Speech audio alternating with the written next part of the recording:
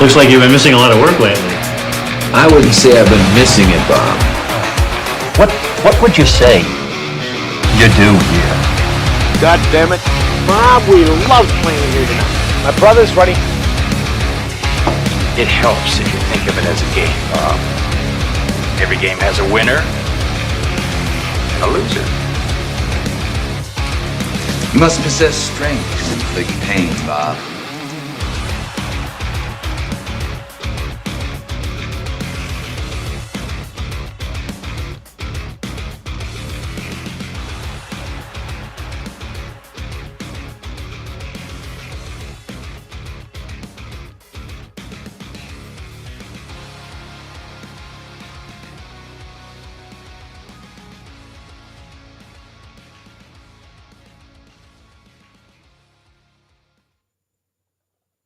Good evening, everybody. Welcome to the Two Bobs Cast. We're an A to Z rock and metal podcast. We go from A to Z, picking some bands that we love. We do a deep dive into all their records, their live performances, really anything that we could think of with these bands. So today we're on V, and I'll let you figure out what V is from the beautiful faces that we have on camera right now. So, again, here with my partner, Mr. H. What's going on, Mr. H? How you doing today?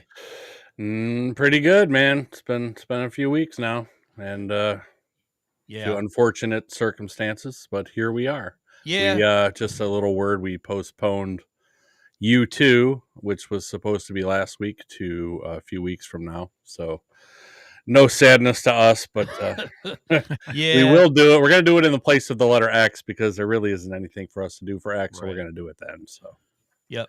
Yeah, so we skipped you. We had this scheduled with our buddy. We'll introduce him here in a second. But yeah, unfortunately lost my father about a week and a half ago. So, I talk about him a lot on this podcast. So it was a tough loss for me.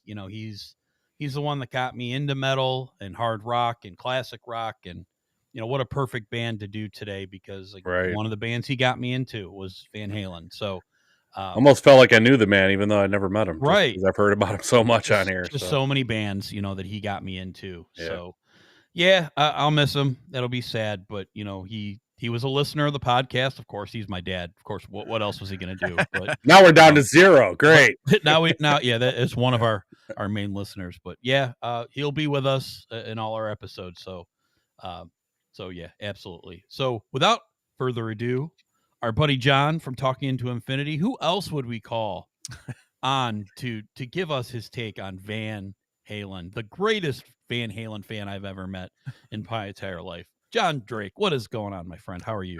How's it going, man? Great to see you guys. Thanks for having me on.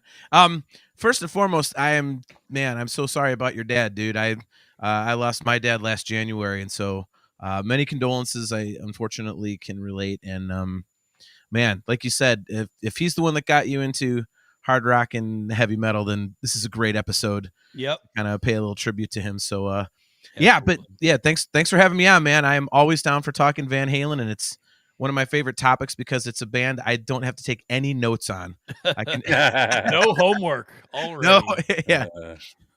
All right, it's a beautiful thing. All right, Mr. H, get us rolling. What do we got for Van? All right, Van Halen formed in 1973 in Pasadena, California. Alex and Eddie Van Halen brothers, born in Amsterdam, moved with their family to Pasadena in 1962. Alex is 2 years older than Eddie. Originally, Eddie played drums and Alex played guitar when they were really little. But while Eddie was delivering papers to pay off his drums, Alex started playing Eddie's drums. And eventually, Eddie said, "Fine, I'll play guitar." And then they played backyards and parks around the area with Eddie singing and playing guitar, Alex playing drums, and a guy named Mark Stone on bass. They rented a PA from a guy named David Lee Roth early on for $10 a show, which probably in 1974 or 5, that's probably a lot of money, right? Yeah. But hey, that was enabled them to play, and Roth eventually started singing for them and joined the band along with Michael Anthony after Mark Stone wasn't sure that being in Van Halen was for him. His mistake. And our gain, because Michael Anthony's incredible. Eventually, they grew in popularity, began playing Sunset Strip, got noticed, recorded a demo with Gene Simmons of Kiss. But Kiss management decided that they told Gene, we're not interested. These guys are never going to make it.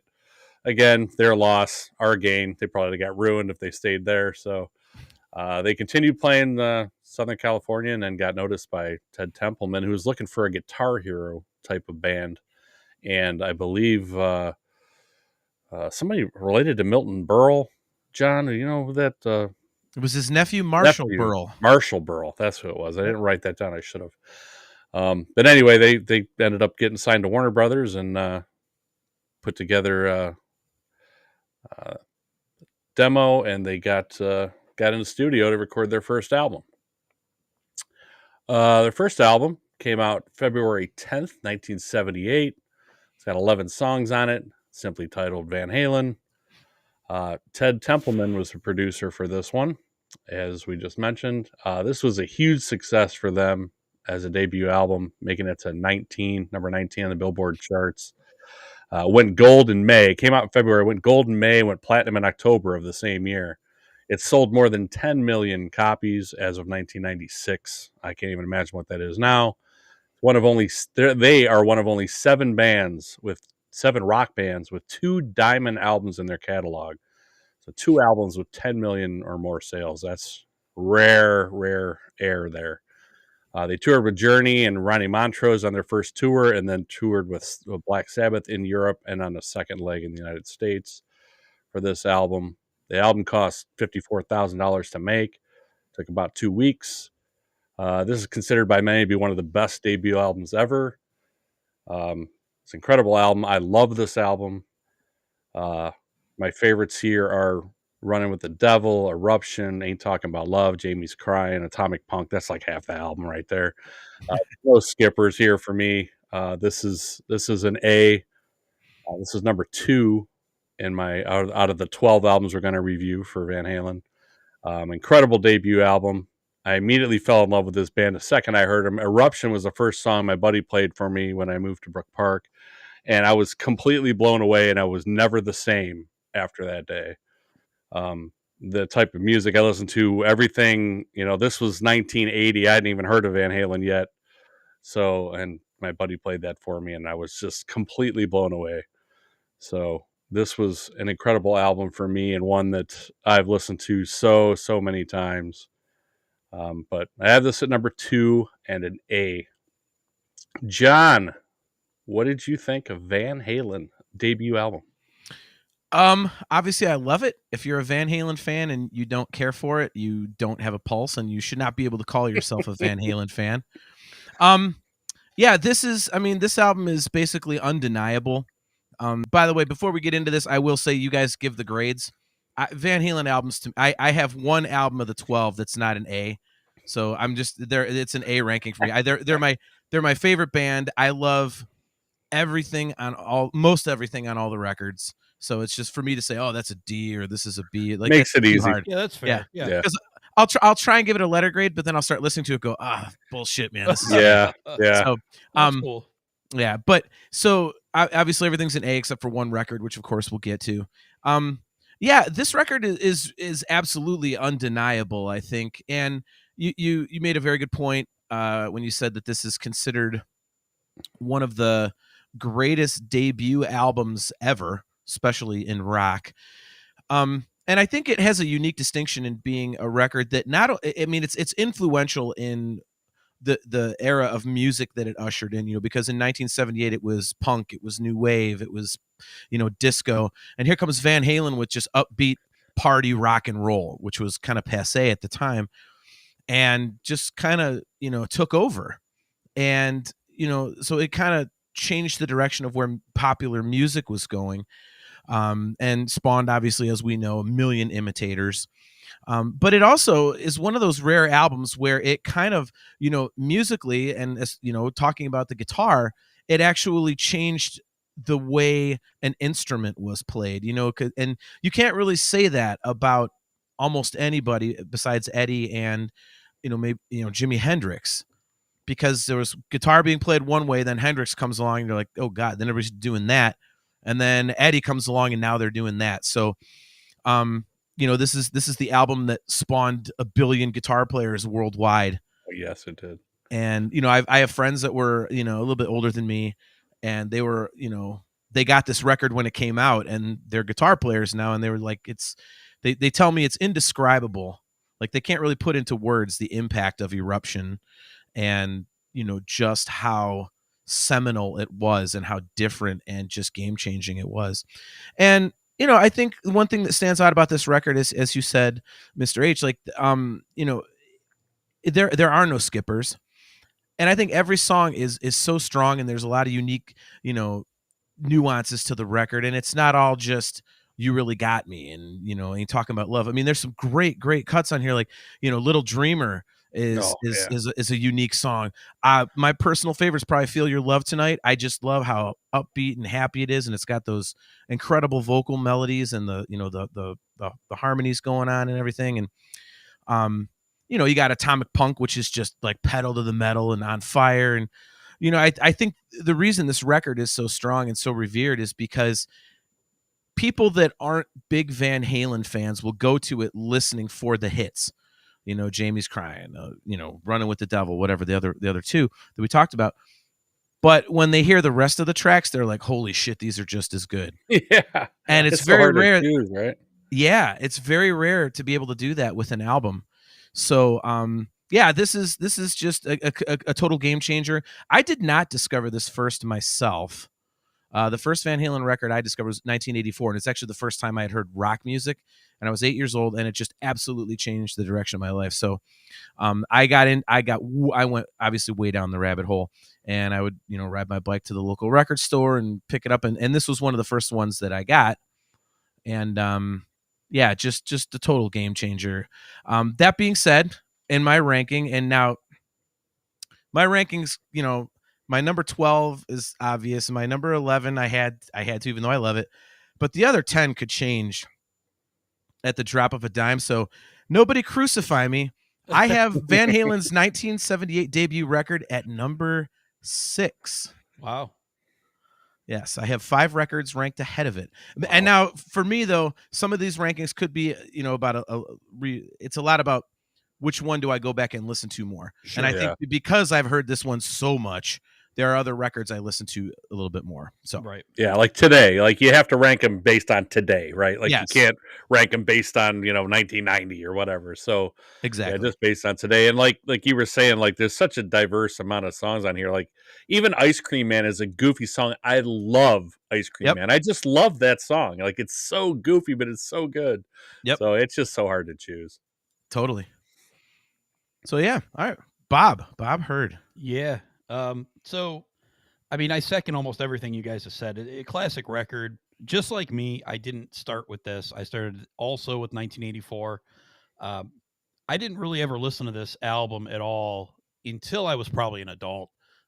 When I, I more picked what I listened to. I knew the songs on the radio. And I actually had, I think they're one of their greatest hits that they didn't do till like way late in their career. Like Best of Volume 1, I think it was called. Yeah. And the one thing in the hilarious thing, the one thing I dislike about this album the most, and it sounds kind of ridiculous, I think the order of the songs is a little weird. And it's because of that, and it's because of that Best of Volume 1. So to me, the first 3 songs on that Best of is Eruption, Ain't Talking About Love, and Running with the Devil. That's the right order for this. I know for me to say Van Halen, you screwed up, you did it wrong.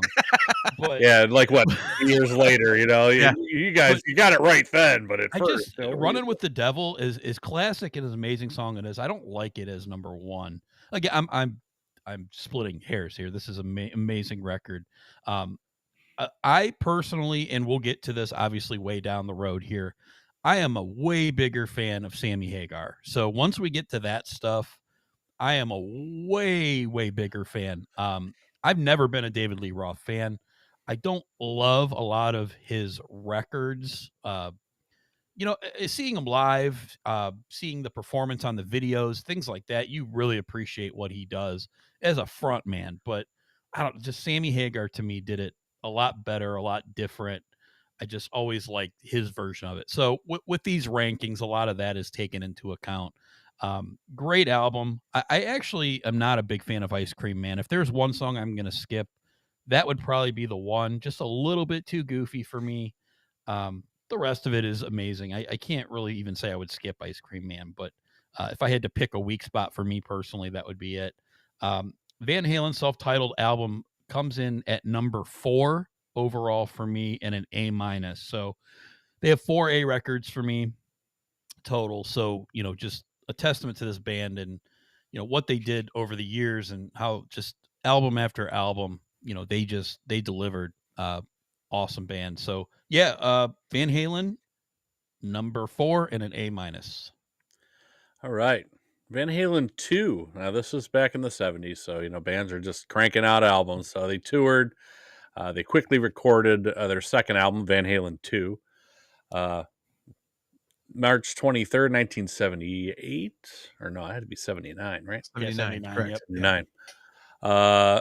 So, 13 months later, Ted Templeman produced this one again. You're going to hear his name a lot here for a little while. This was quickly recorded after the success of the first album. Many of the songs were already existing from a demo that they did with Gene Simmons. So this is stretching out their sound a little bit. It's also a bit lighter and poppier, I think, than the debut. But, it's just slightly different. It's not really that much different. Eddie said that he likes a balance of happy and heavy that he felt they achieved. So he doesn't like it all heavy or all goofy and happy, but he likes the balance, and he liked that, what they achieved here. Dance the Night Away was their first hit single. I think it made it to 19 in the Billboard singles charts. My favorites on this one are Somebody Get Me a Doctor, Light Up the Sky, DOA, Beautiful Girls. Everybody's heard Beautiful Girls. Skippers, I don't really like Out of Love Again. It's just I don't know. That one just doesn't hit right for me. I have this as a B. I have this number 7. I like, the slightly heavier and catchier debut a little bit more, but this is still good. This one feels to me like 1B songs versus the 1A material on the debut album. That's how I would kind of characterize it. So this one's a little further down the list, but they have a lot of great stuff. So it's like John said, like there's a lot of splitting hairs here, that it's going to happen. I have almost everything ranked in an A and B range here. So it's going to be a lot of splitting hairs. What did you think of Van Halen 2, John? Again, obviously I love it. You are 100% correct when you say it is the 1A, 1B. Basically, they had a bunch of stuff that they had done in the club days, and Ted Templeman, sorted through them with the band for Van Halen 1, and then the stuff they didn't use for Van Halen 1, a lot of it ended up here, and some of it will then be sprinkled out over future records. Yes, absolutely. But the one thing I would say, though, I would kind of disagree on one point you made, saying that it's heavier than the debut. I think this one is lighter and poppier than the debut, I said. Yeah. Okay. So I think it's a little heavier. Sorry, I misspoke. I find it to be a little bit heavier. It's got a little bit of a grittier vibe because you've got, You're No Good and DOA and Out of Love Again is like kind of like a frenetic thing, and Light Up the Sky is kind of like metal, and I think really you've obviously got Dance the Night Away and Beautiful Girls.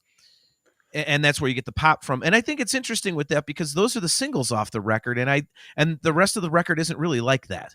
So yeah. I think if someone's coming to Van Halen 2 and there's like, well, let me listen to the singles, they are expecting like a poppy record, and I don't think the rest of the album really gives that. So, but again, this is just an incredibly solid record. It might be cliche to say because it's a hit, but I love Dance the Night Away. That's just one of those songs, like, just gets you in a great mood, and it's just so much fun.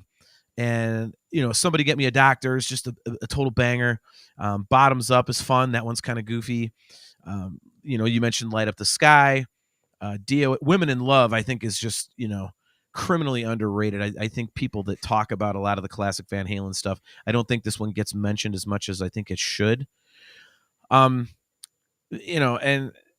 You mentioned Out of Love Again. I like that song because I think it's very unique.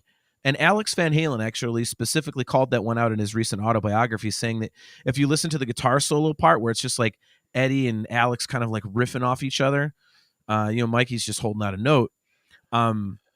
He said it's basically like a concerto for drum and guitar. And I went back and listened to it after hearing that, and I was like, yeah, that's pretty cool. He said you can hear all the little nuances of all the goofy drum stuff he's doing, and Eddie's obviously just doing this crazy solo, and it's a great record, and I think it's a testament to Edwards' early songwriting that they could write and record a record, have such a big success with Van Halen 1, and then come back with Van Halen 2 and pretty much not skip a beat.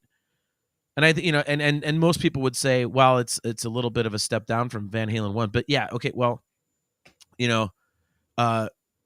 that's like saying, yeah, Injustice for All is a little bit of a step down from Master of Puppets. When you've got a record that's that goddamn good, even something that is like a little bit of a step down is still absolutely untouchable. So I love it. It's great. This one I found a little bit later in my fandom as I was going through the early records. And again, an A record. I can't really say anything bad about the stuff. Eddie Van Halen's adding to his bag of tricks on this one, obviously.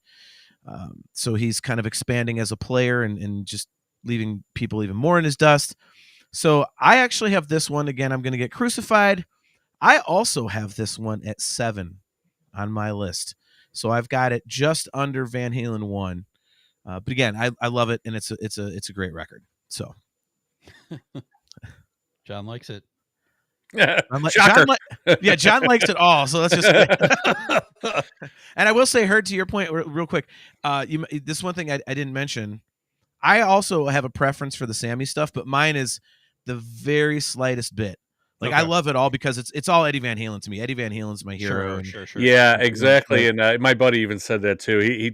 My buddy John, who is usually here commenting, he's at the Cavs game tonight, so he couldn't be here. But he goes, please remind them if we start getting into an argument over Dave versus Sammy, please remind them it's not about them, it's about Eddie. Yeah, that's 100%. That's what it's about. I like them both equally. Like, I have more sentimental attachment to the Sammy stuff because I was a teenager and when that was coming out, and I just have so many memories of that where.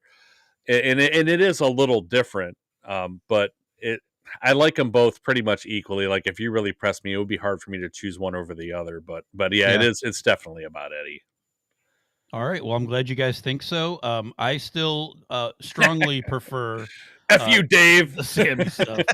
No, it's just a personal preference. Like, I think they make great music together, no matter what it is. And you're right. Like, Eddie is the constant. Well, I know the other guys are constant too, but like Eddie is the man. We all can acknowledge that. But again, it's just I love the records that Sammy does a lot more. That's just the way it ended up, and a lot of it is familiarity too, right? It's like whatever you listen to. So Van Halen 2, not one of my favorites, but I just never go back to it. Like, I can appreciate how good the songs are and the playing is, and even Dave in performing. Like, I can appreciate that, but this is kind of a forgettable record to me personally. I just don't come back to it. I'm like, oh, I want to listen to some Van Halen. I go through a bunch of other records first. So, wow. It's just kind of, and I think it's just the order that I fell in love with these records, of course you go back to Van Halen 1 because that's just where all the hits are. You've heard the whole album on 98.5 over here or whatever, whatever station you listen to in your area. They play every song on that record. This one, you don't hear it that often. So it's just less familiar. So it's all it is. Like, I can appreciate it's a good record, but what I do like, and I will point this out, man, they have it nailed with 10 songs, 31 minutes. Like, that is the perfect sweet spot for listening to an album. I mean, you sit down and, all these, and Van Halen does this later on too, but, you start getting to an hour of music and 15 songs. It's hard to digest and want to go back to listen to all of it. So they got it nailed with this perfect record length, 10 songs, like each one 2-3 minutes long, just perfection. Like, it's the perfect way to listen. But yeah, I love a lot of these songs. Obviously Dance the Night Away, great. Someone Give Me a Doctor, great. Beautiful Girls, great. I love DOA. I think it's phenomenal. A lot of great stuff here. it sounds good. We haven't really talked much about the production, but all these productions just sound amazing. So Yeah. they've nailed it. So this for me is number 8. So it's just a little bit further down the list. It's one I don't come back to. So Van Halen 2 to me still a B minus, still in the B range. I still love the record. Just one that I come back probably one of the least. So number 8 overall on this one. All right, on to third album, Women and Children First. Another March release. There's quite a few of these, actually. I noticed as I was writing them in here. I'm like, man, they really like the month of March for some reason. And hey, it's March now, so it makes sense. Women and Children First, March 26, 1980. 10 songs again. Ted Templeman again. Went platinum within a year again. So they just keep cranking them out here. There's a little less backing vocals on this one, partly because a couple of the songs were written before Michael was in the band, Simple Rhyme and Take Your Whiskey Home. So those tracks don't really have Michael singing on them. They do, however, have a female backing vocal on this album, the only one in their discography, with Nicolette Larson singing in background on this Could This Be Magic. The song also has rain in the background that was real. Like they was raining outside the studio, and they took microphones out and recorded the rain and included it on the track, which I thought was pretty interesting. My favorites on this one are And the Cradle Will Rock, Everybody Wants Some, Romeo Delight. I don't really like Loss of Control, and in A Simple Rhyme, I don't really care for that much either. I had this as a B minus. And number 9, the second half isn't terrible, but this is definitely a top heavy album for me, with which the first 4 songs being Cradle Will Rock, Everybody Wants Some, Fools, and Romeo Delight. So I like the first half a lot more than the second half, but it's not that the rest of it's bad. So I have this one near the bottom. This is one that I come back to the least, like Herd said about Van Halen 2. So this is just one. You hear the hits. You don't really hear Romeo Delight on the radio, but you hear Everybody Wants Some and Cradle Will Rock, enough. And so I just don't come back to this one as much. What did you think, John? Go ahead, hit me with it. I will completely hold up, sir. Yeah, I will have to completely disagree on In Simple Rhyme. That's one of my favorite Van Halen tunes. Yeah, this one, full disclosure, is at number 10 on my list. But again, these things are also interchangeable, because this is another record. I think to me, it's just, I think it's down there because it does have a couple weird things on here. Like Tora Tora is, just like a backwards piece of music type of thing. Fools, I think is the first time in these first 3 records where I've got a song like, yeah, this is cool. But if someone put a gun to my head and said, you got to skip something, I'm like, well, unfortunately, Fools, you're going to get skipped. Not Loss of Control, huh? No, I don't mind Loss of Control. I like the boogie, like I like that kind of thing. So, yeah, I mean, like you said, it's a little top heavy with the 2 hits right there. But, I mean, when you've got a record with Romeo Delight and Take Your Whiskey Home on it, that's pretty kick ass. I mean, Romeo Delight became basically their show opener on however many future tours, and big hit among fans. Take Your Whiskey Home, I just absolutely love. That is just a slinky, sexy, heavy song. It's got that really cool like acoustic intro, kind of jangly, and it sounds like a drunk guy wrote that song. Yeah, yeah. I love that. So I think this is a very eclectic record, I would say.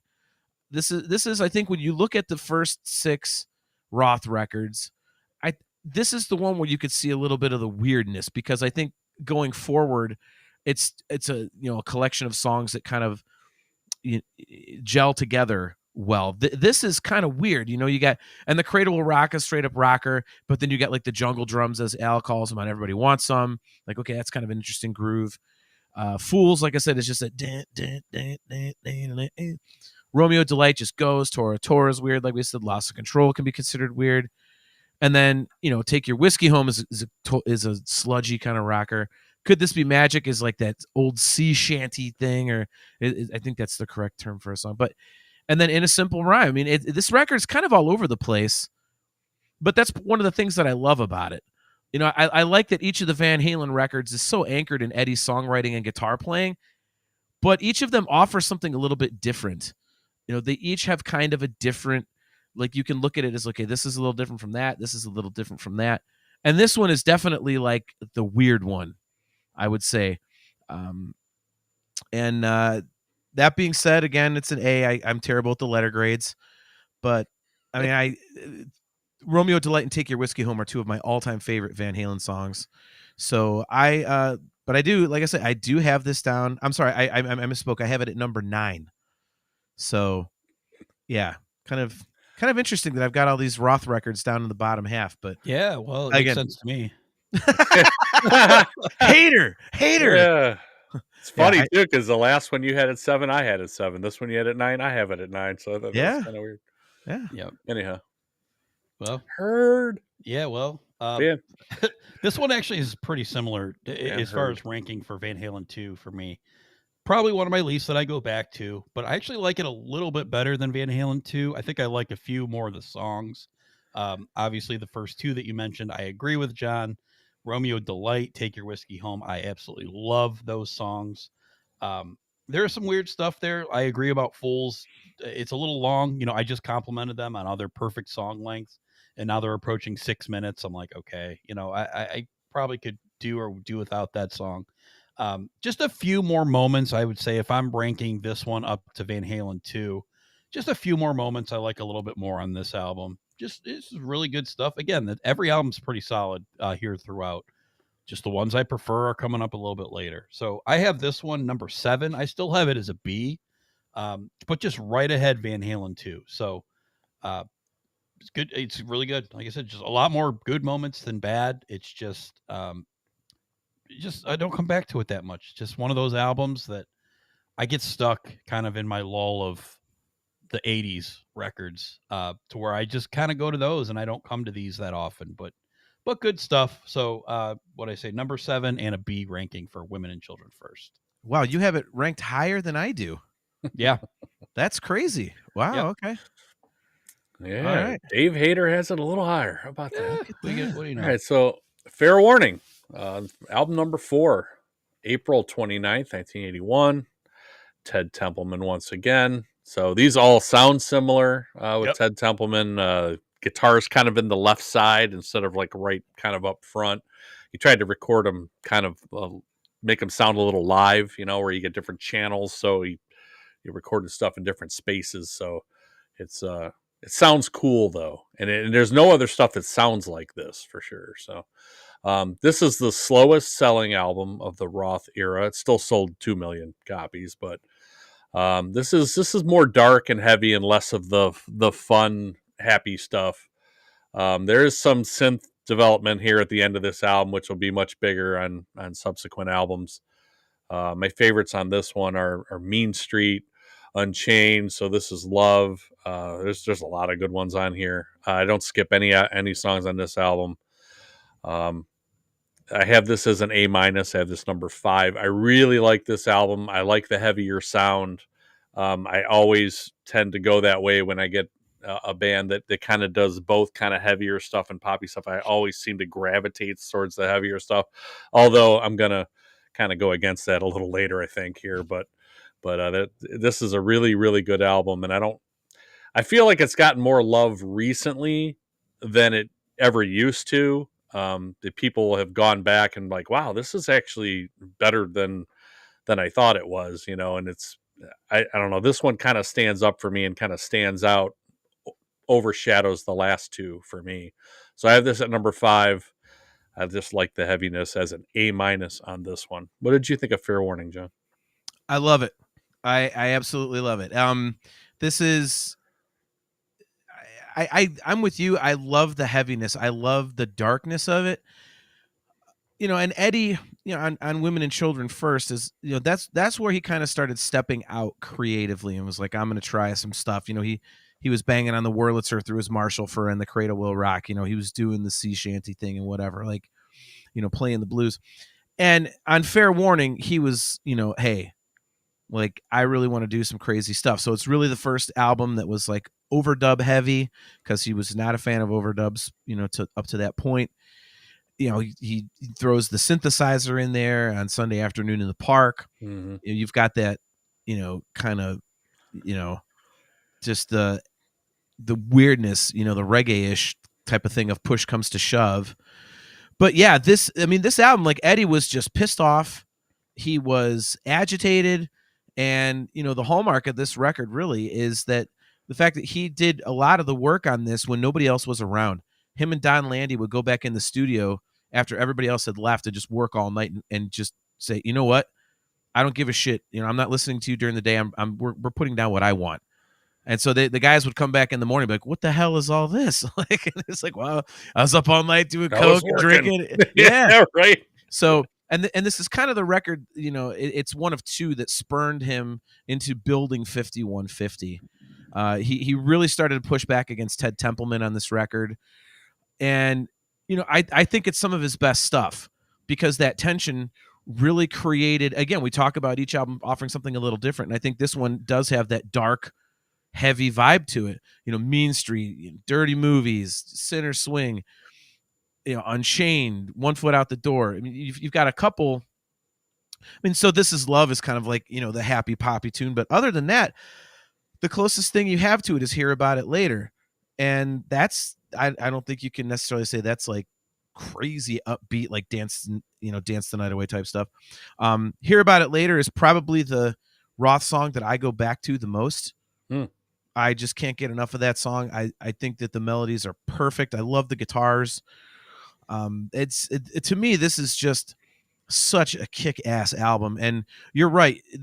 When you said that it's kind of gotten more love recently, this is an album that, the Van Halen diehards, it's kind of now like the favorite, like the unsung hero. When people talk about it, everyone's like, oh, it's Fair Warning, dude. It's Fair Warning. So I think this one has aged incredibly well.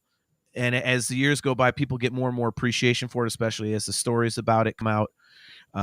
It was Dirty Movies. Eddie sawed a chunk out of the guitar because he was trying to get that slide all the way up the neck, and he couldn't. So he's like, fuck this. And he chopped the part of the horn of the guitar so he could get up there. So, Eddie doing Eddie things. And that's right. Yeah. But no, this is an A+ for me. I go back to this record a lot. I just love what Eddie did on this album. The overdubs, more Eddie Van Halen. Yes, please. Right. So yeah, this is a top 3 record for me. I just think this is a perfect album, and I have it at number 3 on my list. So, Heard, Fair Warning. Fair Warning was the one for me. No. I was saying Fair Warning. I wasn't done. Don't diss this album. Sorry, I couldn't. I gave it an A. That's what I thought you were going to say. Hold on. Give me a second. Let me move it. All right. Well, there you go. All right. No, Fair Warning for me, where I talk about going back, like, this is the one I go back to of the older ones. I'm like, yeah, this is kick ass. I do really like this album a lot. I kind of have it along the same plane, I guess, as Van Halen 1, and really nothing else early on in the Dave albums stands up to that for me. So for me, there's like nothing that I would skip absolutely on this album. I love the sound of it. I love the nasty, dirty feel to it, like grimy. I love it. All the songs are really, really good. And I think it has some of their best singles on it too, from the Dave era as well, until, you get to a couple more albums where obviously you get their biggest songs that they've ever had. But man, Unchained is so good. Mean Street is so good. Like, it's every time, like, there's not a whole lot of old Van Halen songs just like on the radio that I'll stop and crank it up. But man, Unchained is one of those songs. I will crank it up. It is so good. Yep. Still do it myself too. Absolutely. Yep. Just a really, really great album. For me, this is number 5. It's a B+. This is really hard to rank this album too, because of all the stuff I love that Sammy does later, trying to fit him in there to see like where things go. But I really do love this album. Yeah. Top 5 album for me, and it being a David Lee Roth album. I think it really kind of tells the tale for me personally, how much I just love what Eddie did here. Just sounds phenomenal. The guitars are just just so good. So, yeah, fair warning for me, B+, number 5. All right. Yeah, I wish Unchained had a little bit of an intro, like 5 seconds, to give me time to crank it up. Yeah. Like it always starts, and I'm like, I wanted to do it from note 1, but I can't get it over fast enough. So, Yep. like, man, if they could just give me something for 2 seconds, just let me to turn it up. Just take one out of the beginning of Source of Infection and glue it to the beginning. There you go. Yeah, that would be perfect. There you go. That would be perfect because you don't know when it's coming up, and I'm like, I missed a couple notes. Right. Oh man. All right, album number 5. Yep. Already. Wow, look at us go. Zoom. Diver Down, April 19th, 1982. 12 songs on this one. This is Ted Templeman produced as well. Kind of a return with some hit singles on this one with Pretty Woman and Dancing in the Street, both cover songs. There are 5 covers on this album. That's a lot of covers. They do a great job with them, but that's a lot of covers. It's just an amazingly beautiful instrumental and Cathedral on here, with Eddie like playing with volume control and basically having his amp spit notes back at him. Like it's amazing the way that sounds. That's another one that I will just stop and whatever I'm doing and listen to. So I don't pull over to the side of the road, but it's almost to that point. I love Cathedral. I also love Intruder leading into Pretty Woman, and I don't like hearing one without the other. So sometimes you'll listen to the radio and they'll play Oh Pretty Woman, but they won't play, Intruder first. And actually, most times they don't. But I like hearing them together because one feeds right into the other one, and Intruder sounds so cool too. They decided to take a break after the Fair Warning tour, but also decided to put out a single because they wanted to stay relevant. So Dave wanted to do Dancing in the Streets, but Eddie preferred Pretty Woman because he felt he could do more with it with the style that he plays. So they recorded Pretty Woman in one day, the Roy Orbison cover, and put it out, and it became a hit. So Warner Brothers say, hey, we have a hit on our hands. We need an album. So they went back into the studio after kind of caving to the pressure from Warner Brothers and put this together. I think that's probably also why, there's 5 covers on here. And this is also where a few of the songs existed as demos years earlier too. So this one sounds like it was a lot of fun for them to record. Like it's got a lot lighter feel to it, and it's not as dark. Maybe Eddie wasn't as angry. I don't know. But the Van Halen brothers' father also played clarinet on Big Bad Bill is Sweet William Now, which is pretty cool. So Jan or Jan, Jan, they're Dutch, Jan. so it'd have to be Jan. But there's definitely a lot of favorites on here for me. Where Have All the Good Times Gone, Cathedral, Intruder, and Pretty Woman. They're all, they're all really good. I don't have any skippers on here. I really like this album. It's just, for me, it suffers a little bit because of the covers, because I want more Van Halen stuff, but they Van Halenized these songs anyway, so they're still all really good, and it's kind of got a fun feel to this album. So I have this as a B. I have this at number 6, kind of right in the middle. I do like it a lot, but like I said, there's a lot of covers. What did you think of Diver Down, John? Again, great album. This actually has the distinction of being the only one of the original 6 Roth albums that was not recorded at Sunset Sound. They recorded at Amigo because, as you mentioned, they had, they wanted to take a break, but they didn't want to be out of the public consciousness. So they did Pretty Woman as a single. Well, and that blew up. The label's like, quick, album. And Right. Sunset Sound was booked. So they had to go to a different place. And so the other studio that Ted Templeman was really familiar with was Amigo. This is the album that Eddie Van Halen didn't like. He was pissed off about all the covers. This was his famous statement: I'd rather bomb with my own tunes than be successful playing other people's songs. This is a fun album. I think, like you were talking about, you thought Van Halen 2 was kind of like poppier and stuff. I think this is definitely like the light, fluffy, happy Van Halen record. Absolutely. And I definitely think that comes from, the covers, because you've got Where Have All the Good Times Gone, which is awesome. Pretty Woman obviously that's, Dancing in the Street, Happy Trails. Big Bad Bill is just hilarious. I love that. And Yeah. having Jan Van Halen on there is just something about that song is just really, really cool. And it's a fun, weird, different thing in their catalog. You've got Cathedral you mentioned earlier, which is just great, and Secrets. This has two popular songs, but I don't think they get as much love as they should, especially Little Guitars.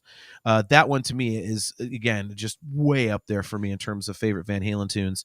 And Secrets is just, it's a beautiful song. It's just one of these really just upbeat and just it's got such a great positive like vibe to it, and it's just pretty, and the guitar tones are really good, and the solos awesome. And this is, again, I think if I was to think of a term for this record, the word I would use would be fun. And I just, it's just a fun record. But that being said, what started on Fair Warning, officially, the dam broke on Diver Down, because Eddie was like, I'm sick and tired of answering to Ted Templeman. I'm sick and tired of answering to people. I know what I want to do with my music. I'm building my own studio. So this album is the genesis of the 5150 studio, which I think is, the most important thing about this record, because it really kind of changes the future of Van Halen in a lot of good ways and some bad. So it's a very pivotal record in their career. Again, my letter grade thing, it's an A for me because it's a Van Halen record. But yeah, I actually have this one at number 10. So, but and this record is proof in my ranking that how much I just enjoy all of their music, because to have 9 records ahead of it, what you would think, oh, he doesn't really like. No, I love it. If someone told me you can only your record collection is obliterated, you can only have one record for the rest of your life, it's Diver Down, I'd be like, yeah, all right, let's go. I'd be better than I could have hoped. Yeah, exactly. So could have been way worse. Yeah, so I've got it as an A. Again, my letter rankings aren't worth a damn. But yeah, I actually do have it at number 10 out of 12, but I still think it's an absolutely great record with a ton of super, super fun moments and some of Eddie's best stuff. So okay, guys. Oh boy. I just want to say hey to Cale McLeish jumping over, but I totally agree with you, Cale. Too many covers, weaker songs, just not a fan of this album. Another one I don't ever really go back to, and I don't personally like these covers that much. Even Oh Pretty Woman and Dancing in the Street, just not for me. Actually, the originals are okay. You mentioned Little Guitars, Secrets. I love those songs. I really, really think that those are the strong point of this album. Yeah. I do like the Cathedral guitar solo, or the instrumental a whole lot. So, I do like that. But man, just a lot of these songs are just skippable and forgettable for me. So, I'm not going to shit on this album too much more than I just did. I just don't. You're a guy who doesn't like fun. Yeah, it's exactly. You must be a blast at parties. I know. Party pooper. Diver, I hardly knew her. I don't know. It's not for me. Oh, that's awesome. It's number 9 for me, and it's a C+. So, I mean, I still have it ranked above John, which I don't know how the hell that happened, but yeah. Well, when you have everything as an A, it's probably pretty hard to rank up, I'd imagine. That's true. But it's just not a big fan of this. Like, I'll never voluntarily listen to this. It just, there's 8 records I like more. So that's what I'm going to go to. So Diver Down, not so high on my list. So number 9, C+ for me. Yeah. It's interesting that you mentioned Dancing in the Street, because that song is always like, Eddie just hated that one, because he was, the way that whole thing came about was he was playing a riff on the keyboard, and it was for an original, and then Dave and Ted Templeman were like, oh, that could be Dancing in the Streets. He's like, no, that's an original, and they kind of forced him into doing it as Dancing in the Streets.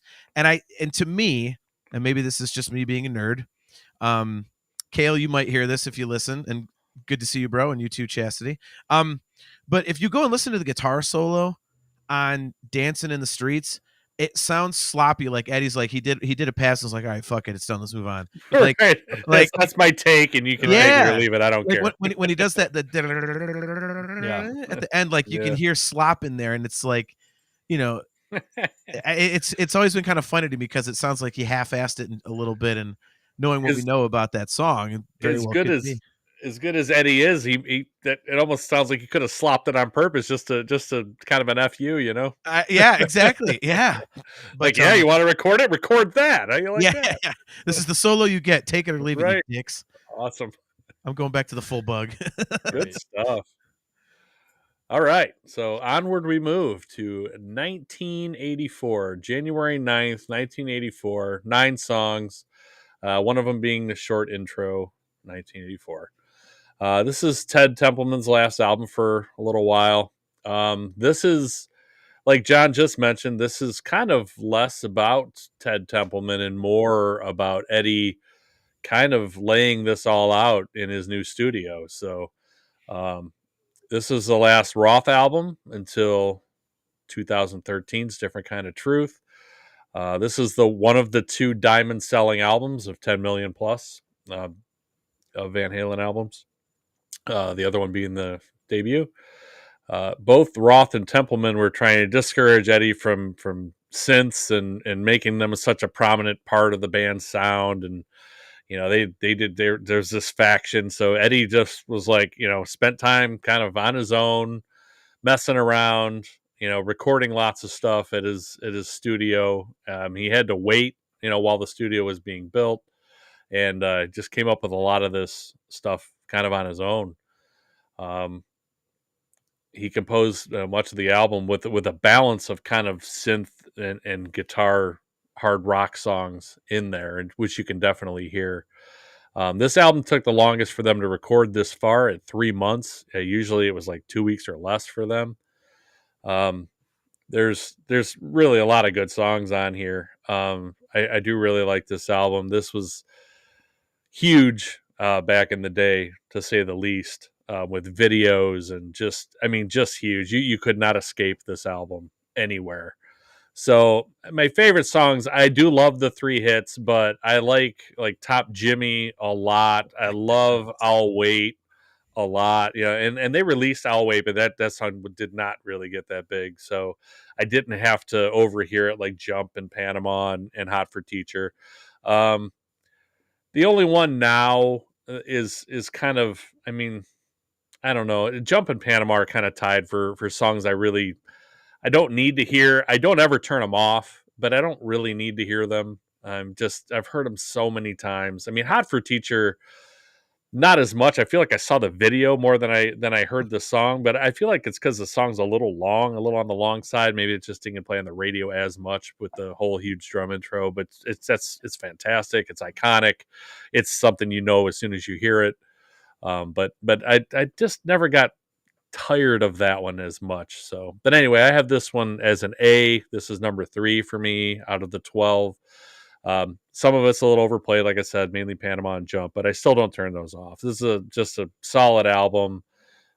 Girl Gone Bad, House of Pain, it's all good. Drop Dead Legs, it's all really, really good. There's nothing on here that I would really consider skipping. It's been pounded into my head for so many years, a couple of these songs where I'm like, oh my goodness, even now I could turn on Sirius right now, and within an hour I'm going to hear Panama. I know it. I know I'm going to hear it. So not even Jump as much anymore, but Panama for sure. It's like, man, they just don't give up on this. Yep. So anyway, what did you think of 1984, John? A++, and it is number 1 on my list. All right. This is the most influential record of my life. I would not be on this podcast right now. I would not be. God, it's literally a fork in the road for me. Like my little 8-year-old life was going one way, and then I heard 1984 and it went boom this other way. You kind of hinted to it earlier with riding your bike up to the record store. Like this yeah. one definitely had a big effect on you. Yeah, it was. So my older brother's 9 years older than me. So in 1984, I was 8. He was, 17, and his best friend lived across the street, and he was babysitting me. And he was like, "All right, we're going across the street," because he wanted to go smoke weed with his buddy. And he puts me in the basement, and locks the door, which was fine because I liked it down there. They had couch and stereo, and they had a bumper pool table, so I was messing around. Nice. Like I got bored after an hour, and I tried to go upstairs, and the door was locked. I was like, well, damn it. So I went to the stereo. I'm like, I'll just grab some music and put it in. So I grabbed this tape, and it says Van Halen. I'm like, God bless it, because all I had known up to that point was classical, and I didn't like it. My father was like, you come from a family of musicians, and I heard that, and I was like, if this is all music is, then I'm not a musician. Screw it. This sucks. So I'm thinking like Ludwig van Beethoven and all this stuff. So I'm like, screw this. I'll put this in. So I put it in, and then of course 1984, the intro comes on. I was like, all right, this is like that weird electronic thing Dad's got, whatever. And then Jump came in. I was like, wait, what the F is that? Then the guitar solo hit, and I'm like, what is that noise? What is that noise? Oh my God, what is that noise? And then Panama came on, and I'll never forget jumping up and down on their couch as that riff is going, and just absolutely having my mind just fucking blown. And it was a complete and total, not to phrase it cheesy, but it was a complete and total love affair for the rest of my life from that point on. And I went through my brother actually had to come get me because I finally turned up the damn stereo so loud. He's like, what the hell are you doing? I was like, I'm listening to this. This is so good. This is child endangerment. You can't lock me down here. Yeah. No, not anymore. That was he couldn't have treated me better if he tried. Right. There's actually nothing wrong with that. But yeah, so I mean, this record absolutely just changed my life. It introduced me to not only music, but Eddie Van Halen, who has been again, as I mentioned earlier, my hero, throughout my life. And this record, I mean, one thing I have to correct that bio on, like it said, took 3 months. This record took them a year. I mean, this was pulling teeth between Eddie and Don Landy and the record label. And I mean, there were times where Ted Templeman's like, I need the goddamn tapes. Where are the tapes? And so they'd be like, all right, fine, come up to the studio. Well, as Ted Templeman's pulling in the front, one of them is running around out the back door to go hide the tapes, and like, oh, they're not here. So he couldn't get the tapes because they were like, no, I'm going to work on this until it's done. This is my record. This is, mine and Don Landy's record. We're doing it, and we're not letting you have it until it is absolutely finished. And, the proof is in the pudding on this one, man. If Eddie Van Halen wanted to make a statement that, I know what I'm doing and I know what Van Halen is, this is the biggest possible way to express that you could possibly think of. And I completely agree with you about the quote unquote B-side songs. Top Jimmy might be top 5 most underrated Van Halen songs ever. Drop Dead Legs is a huge fan favorite, but that one's incredible. Girl Gone Bad. Cale mentioned that he likes the original version of House of Pain better. I could, 6 and 1/2 dozen of the other for me. I love them both. But I mean, and hell, House of Pain is from the Gene Simmons demo, so that's how long they were still culling music from that bunch of tunes. But I mean, this record, it's like you just can't deny the power and the strength and the consistency of this album. And I think everything that you want out of Van Halen is on this record. I think if you were to tell someone, hey, even if you include the Sammy records, if someone comes to you and says, well, what's Van Halen? What encompasses all of Van Halen? I think you can give them 1984 and go, check this out. And it's just, it is quintessential Van Halen. And it's a beautiful record. It's a perfect record. The production is absolutely incredible. The guitars, I mean, Panama, say what you want about it. You have never heard it heavier than that album version, no matter what, no matter where, no matter how loud it is at a concert. Something about the magic they captured on the studio version. And I just heard it in the car this morning, speaking of cranking it up, and it just punishes, man. It is a wall sound. I play that in my band, and we have 2 guitar players, and it takes 2 of them to get close to that album tone. I mean, it's just, I can't say enough good about this record. And every time I think about it, it makes me happy because it's just, I have nothing but great memories. I feel like a little kid when I listen to it. It reminds me of the innocence of discovering music for the first time and falling in love for the first time. It was just, up until that point in my life, I had one bastion of cool. It was Han Solo and the Millennium Falcon. And this one introduced me to the second bastion of cool in my life, and it's been the only 2 ever since. And that second bastion is Eddie Van Halen and the Frankenstrat. So A+ record, A++ record, and it's the top top record on my list of all 12 Van Halen albums. Heard. Sorry for the ramble there. No, No absolutely. problem. That's why you're here, brother. That's why you're here. That's why we called you up and was like, you Yep. gotta get on here for this. I'm with you, man. This such good. I mean, it's just our stories just kind of line up, and it's just awesome. You know, we talked about my dad. Like, this is a Bob Hurd Senior special right here. Is he had this record, you know, and I had, like, when you think of these records like that really shaped my, you know, music in what I liked. It was like, you know, Def Leppard, Pyromania, and it was like even like Michael Jackson, which again beat it. You know, Eddie Van Halen played the solo Yep. on that too. But it's like these are the type of records that like I played and was just like, this is phenomenal. So 1984, my dad had it on vinyl. He had it in the car on cassette. So we listened to it like crazy. This is when I got into the huge MTV fad. So I remember, you know, going through stuff with my family, and I would always go to my grandma's house when my dad was working. Grandma, do you have MTV? You know, because I just and these are the videos I remember. Jump in Panama, like these videos, Hot for Teacher, like these are like the visions that you remember. And Van Halen has two albums to me that are just basically perfect, and this is the first one. Just incredible. I don't ever skip it. It's me and Mr. H have this conversation all the time about you know we cover a lot of these really classic bands, and it's like, do we punish these bands for having such great music that we're so sick and tired of these songs? This is it.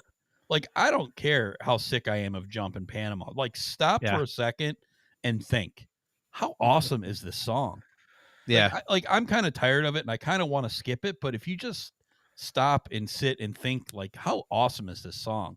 It's perfection. So, you know, I love every second of it. I just going through these albums, and we say this too every episode, but going through these albums again, it's just like you melt in your chair. It's like, these are the good times. This is so good. Yeah.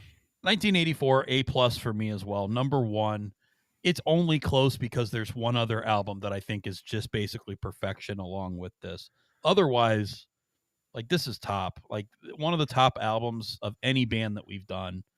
Just amazing. I absolutely love 1984. So right with you, John. Yep. Just a phenomenal record.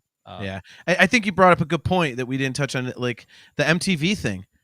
I mean, not only were the songs great, but then you get introduced visually to what the band is about. And when you see Eddie's guitar, you know, I know for me, like, it's kind of ironic because, you know, the first song that I really got that really hooked me was Panama, as I mentioned.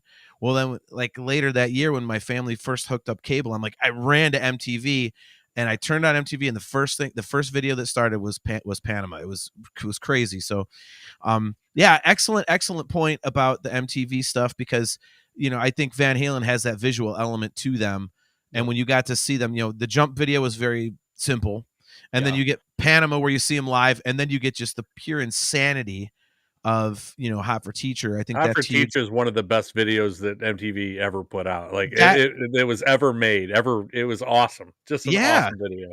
I mean, that put me over the top into like not just being a music fan, but wanting to actually be a musician. Because when I saw Eddie Van Halen doing that solo, walking down the table, I'm like, it's over for me. Like, yeah. And, you know, one last quick thing, not to dwell on this record, but, you know, you make a really good point about not skipping Jump and Panama and Hot for Teacher. And I think, you know, you said, you know, do you punish bands when the songs are that good sometimes? And I think what you can say about these songs is that I have the same reaction that you do. It's like, oh my God, it's this one again. And I think they're so strong that you want to skip them for that reason, but you don't. Right. You're like, you reach for the skip button. You're like, I can't, man. It's Jump. It's Panama. It's Hot for Teacher. Yeah. Like, you just can't bring yourself to do it because you feel like you're insulting a child. Right. And he's right. Like, we talk about this all the time. You can't punish the band for that. It's the outlets. It's MTV.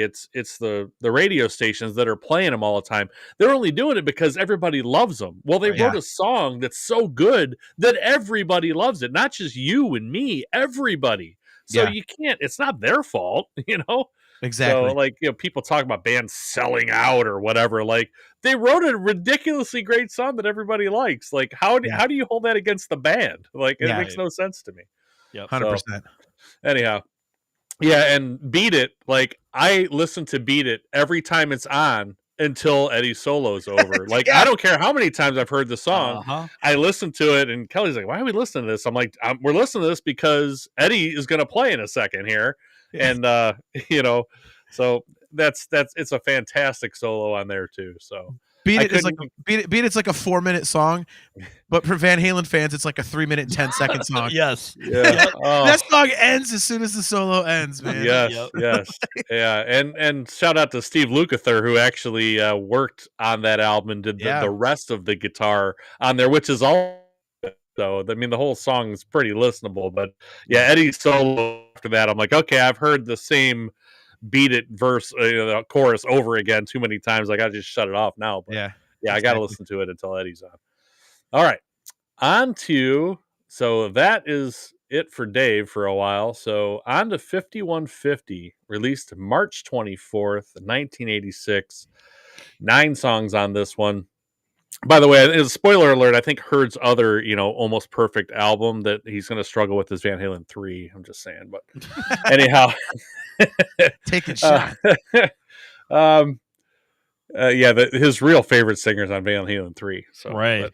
But, this was produced by Mick Jones of Foreigner fame, guitarist for Foreigner, Don Landy, and the band. This is the first album with Sammy Hagar, who was famously connected with Eddie through Eddie's mechanic, who was working on his Lamborghini, and suggested, hey, Sammy was in, and, I know Sammy, why don't you give him a call? And next thing you know, here we are. There's less of a live mix with this album with the guitar pushed to the left. This is more balanced and equal mix with the guitar kind of everywhere. I actually prefer this sound, although I love the Templeman produced stuff too, but I prefer this. This is the first Van Halen album also did not have an instrumental track. But there is a lot of instrumental stuff on here, but there's not one whole instrumental track. Warner Brothers also asked them to consider using the name Van Hagar because the moniker was getting so popular among fans for both good and bad reasons. People still fight over whether they like Sammy or Dave better, and blah, blah, blah. So we don't need to get into that because it's about Eddie.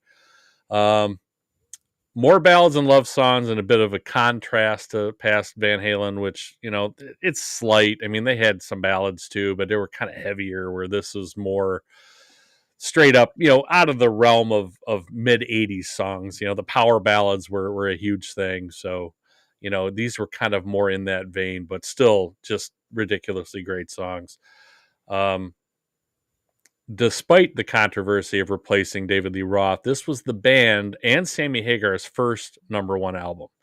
First of a few consecutive here. So this was very well received among the populace, even though there was a lot of haters at first of being Sammy and not Dave. But favorites on this one, I love this entire album. This is the one that takes me back to, I was 14 years old in the summer, and we're walking around the block. I think I kept some battery companies in business by me and my buddy walking around the block with my boom box with the cassette in it.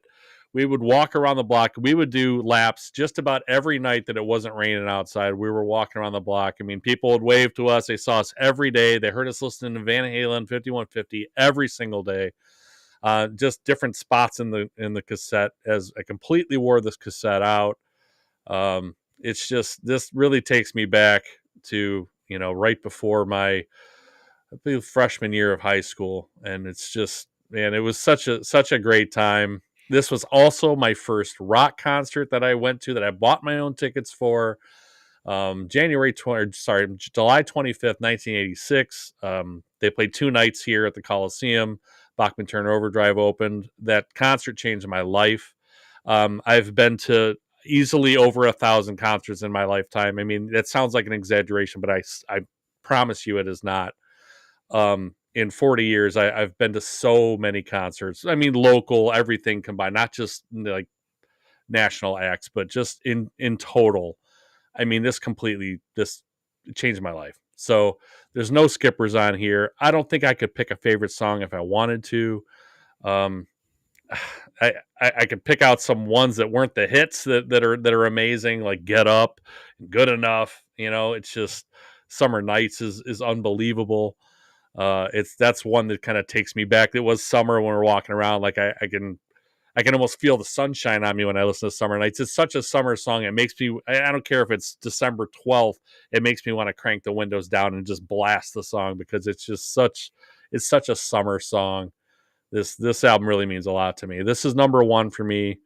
This is an A+ easily. This is number one. I love this album. What did you think of 5150, John?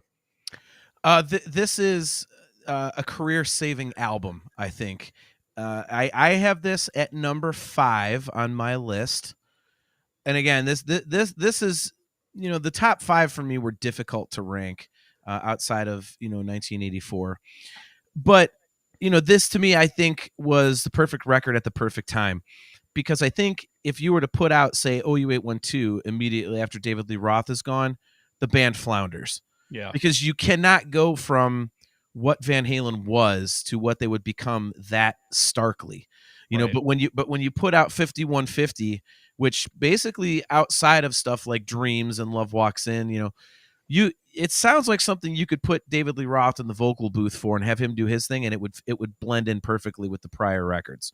So it wasn't that big of a culture shock to fans who were freaked out about the lineup change, because it was still hard driving rock. It was still it was still pounding and screaming guitars, and Eddie's all over this thing. You could just tell how reinvigorated he was on this record.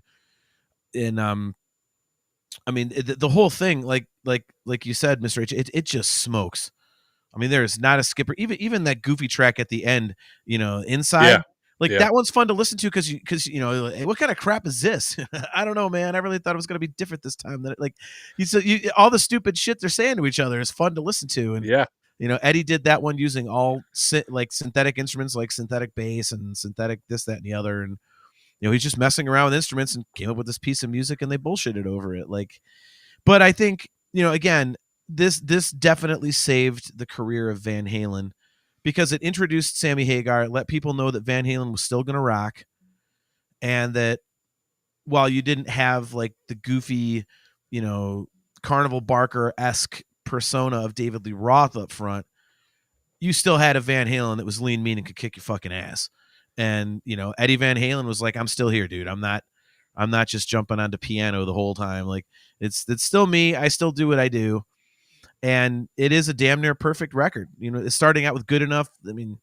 That to me was, because when I had discovered 1984, I was so young that it didn't register with me when I bought 5150 that it, I was like, oh, singer sounds different, but that's all it was to me. I was like, it's just Van Halen. I wasn't musically mature enough to understand the difference.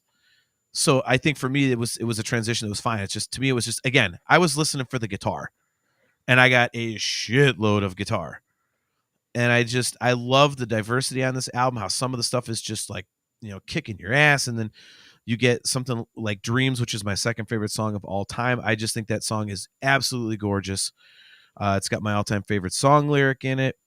And then, a criminally underrated Van Halen song, the title track of 5150, is just as awesome as it gets, man. Like the riff is just phenomenal, and then it breaks down the verse and it's got that chug to it. And there's just so many high spots on this record, and I love that you can hear the energy in it, and that you can hear the fact that the band was, I just use the term, sorry to repeat myself, but reinvigorated, to get that shot of energy from Sammy Hagar, and, to realize that their career had a part two.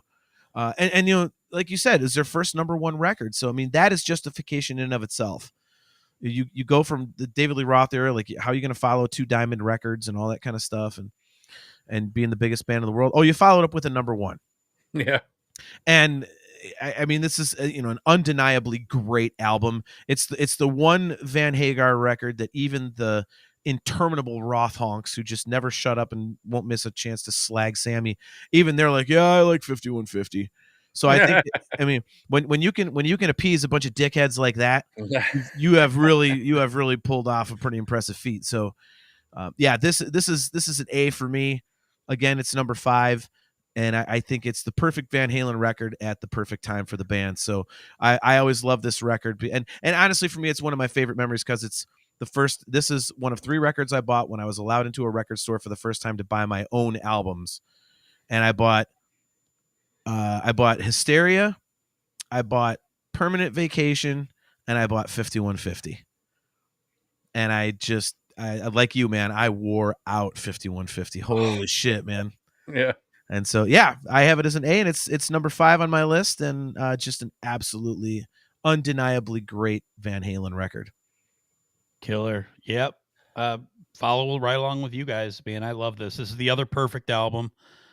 If you guys couldn't figure it out. So just absolutely love 5150. And, you know, again, I've admittedly love Sammy. I feel like, I don't know, just having a front man that I guess has the guitar up there. It just, to me, it felt more like Metallica, you know, where the singer's up there with his guitar, he could play guitar. And I know it's a different style than DLR, but that was the style I liked. It just, in the voice. I mean, I just love Sammy's voice.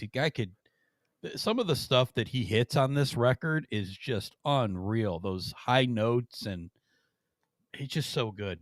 Yeah, I'm just a huge fan of every song on this record. I love just from the "Hello, baby," like from the very beginning to the very end.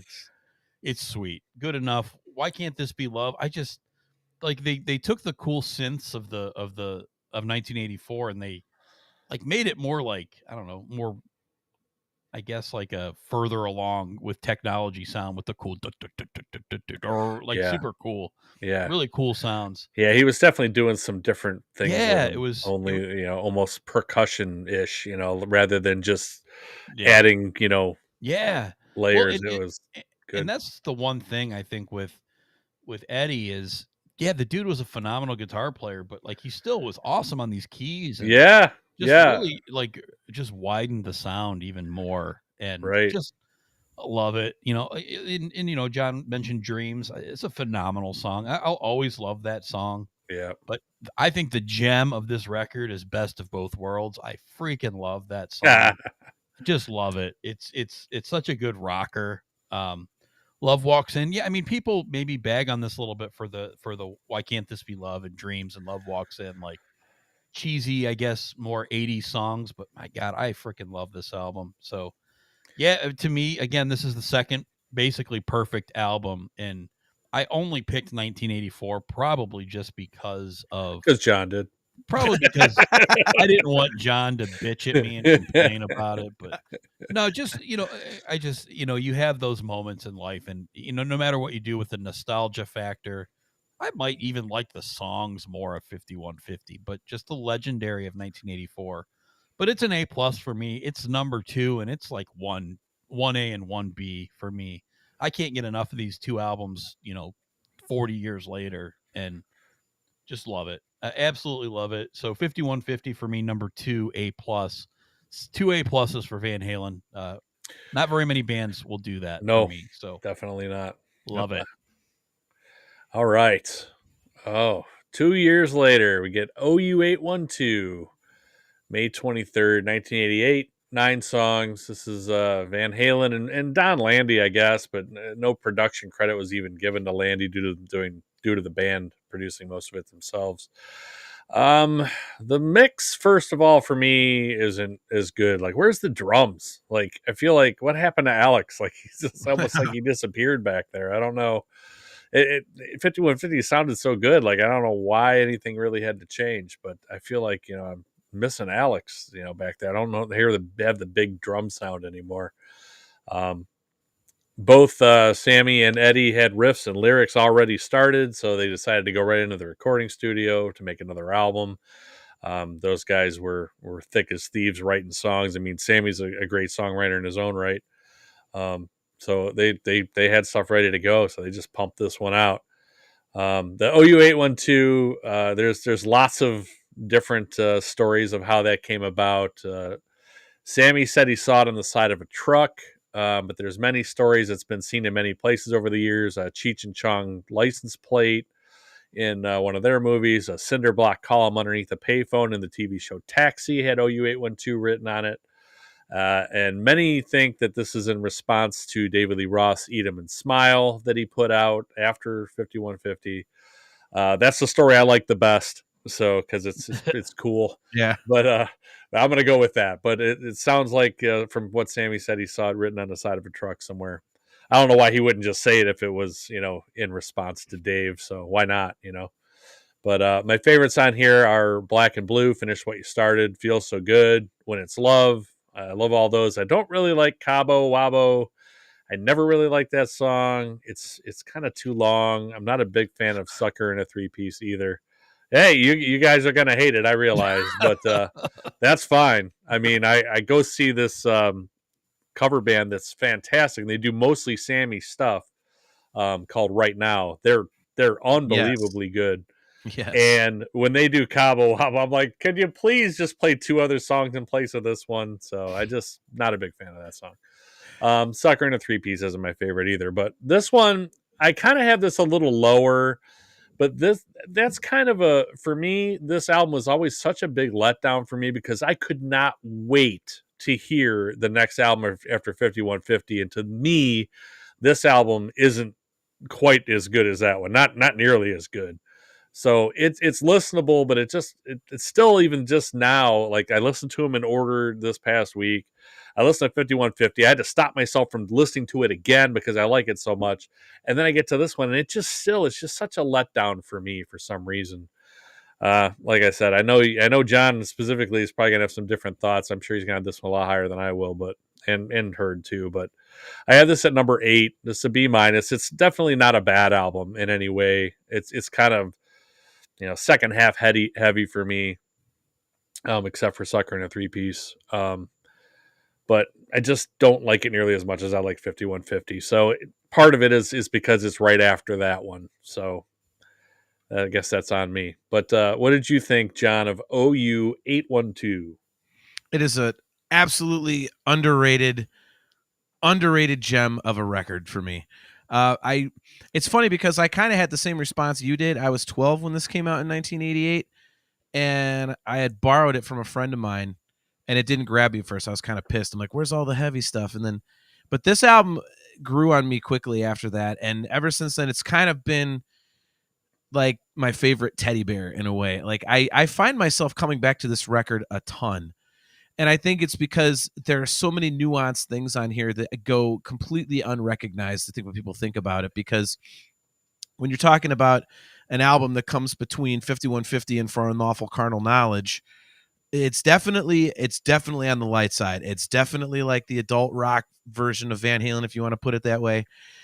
And I think that stuff like Feels So Good and Finish What You Started, and things like that, kind of When It's Love, obviously, I think that the songs like that overshadow how great songs like Cabo Wabo, Mine on Mine is just absolutely killer.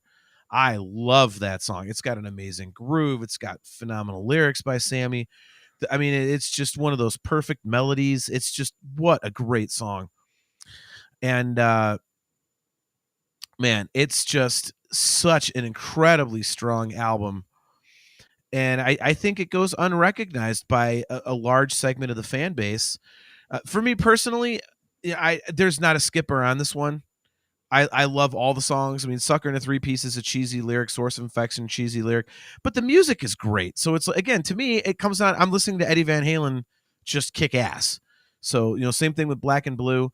And I mean, this record would be high for me anyway, just because it has my favorite song of all time, which is When It's Love.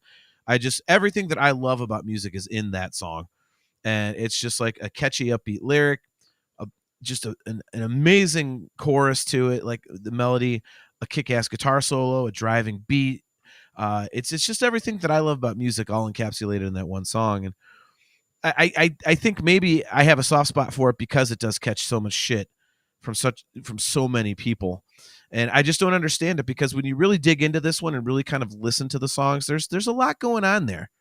And I think Eddie did a really good job. I think it's very varied. It's nuanced, like I said before. So this is another, again, it doesn't mean a damn thing to say it's an A record, but I actually have this at number 4 for me. I come back to this one a ton. I think it's great.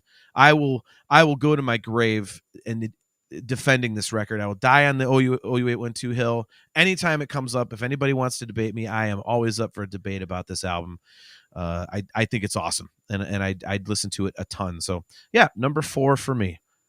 Herd, what about you?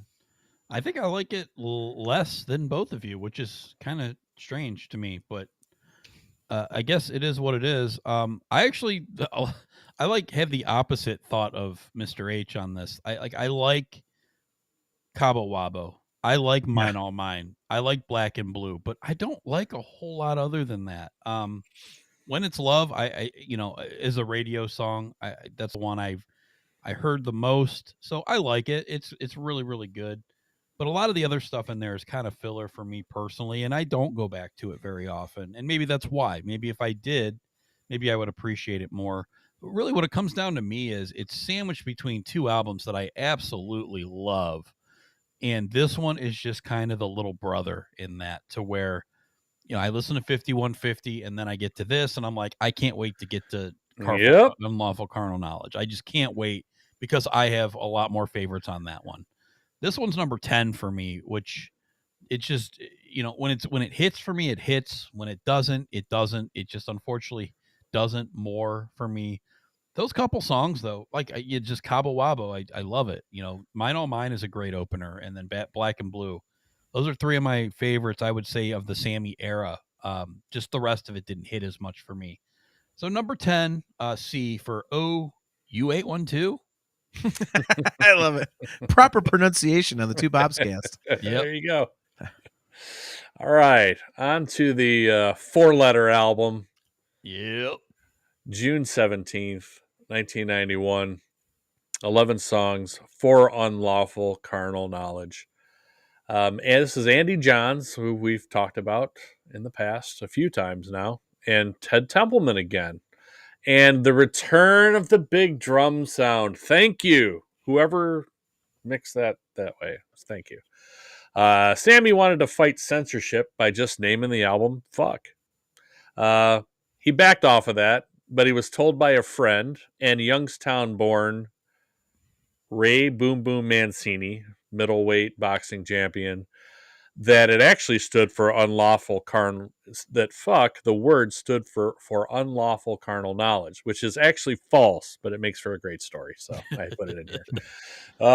This is marketed as a return to hard rock roots with more guitar driven songs, less synths, replaced by kind of piano in most cases.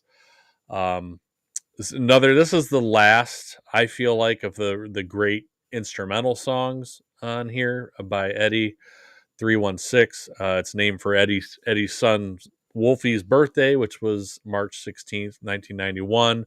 Though the song was originally written for 5150 and can be heard on the fantastic live DVD Live Without a Net from the 5150 tour during Eddie's solo. Top of the World features a riff also first heard at the end of the outro of Jump, the studio recording in 1984, can also be heard on bootleg and official live recordings during the Roth era at the end of Dance the Night Away. So there's more kind of old stuff in here mixed with new stuff, but this is all fantastic stuff. This is the third straight number 1 album for them. I failed to mention OU812 also went number 1. My favorites on here, I have a tough time picking on this one. There's a lot of great stuff on here. Pound Cake, Judgment Day. Judgment Day is way up there for me. Judgment Day just rips. I love Judgment Day. I love it when Right Now does it too. I mean, like I said, I've seen those guys like 4 times now. I can't see enough of them. They're so good. And man, they just tear through Judgment Day. I like Run Around a lot. Right Now is a beautiful song, kind of in the vein of Dreams a little bit. And I like Top of the World a lot. I mean, there's just so many good songs on here. Like I said, the it's a fantastic instrumental 316 on here too. Nothing really to skip on this for me. Pleasure Dome followed by In and Out for me gets a little bit boring if I was going to knock anything on here, but I'm still not skipping either of those. But John's he's twitching over there. I think his eye's going to fall out of his head or something. But this is an A- for me. This is the top 4 album.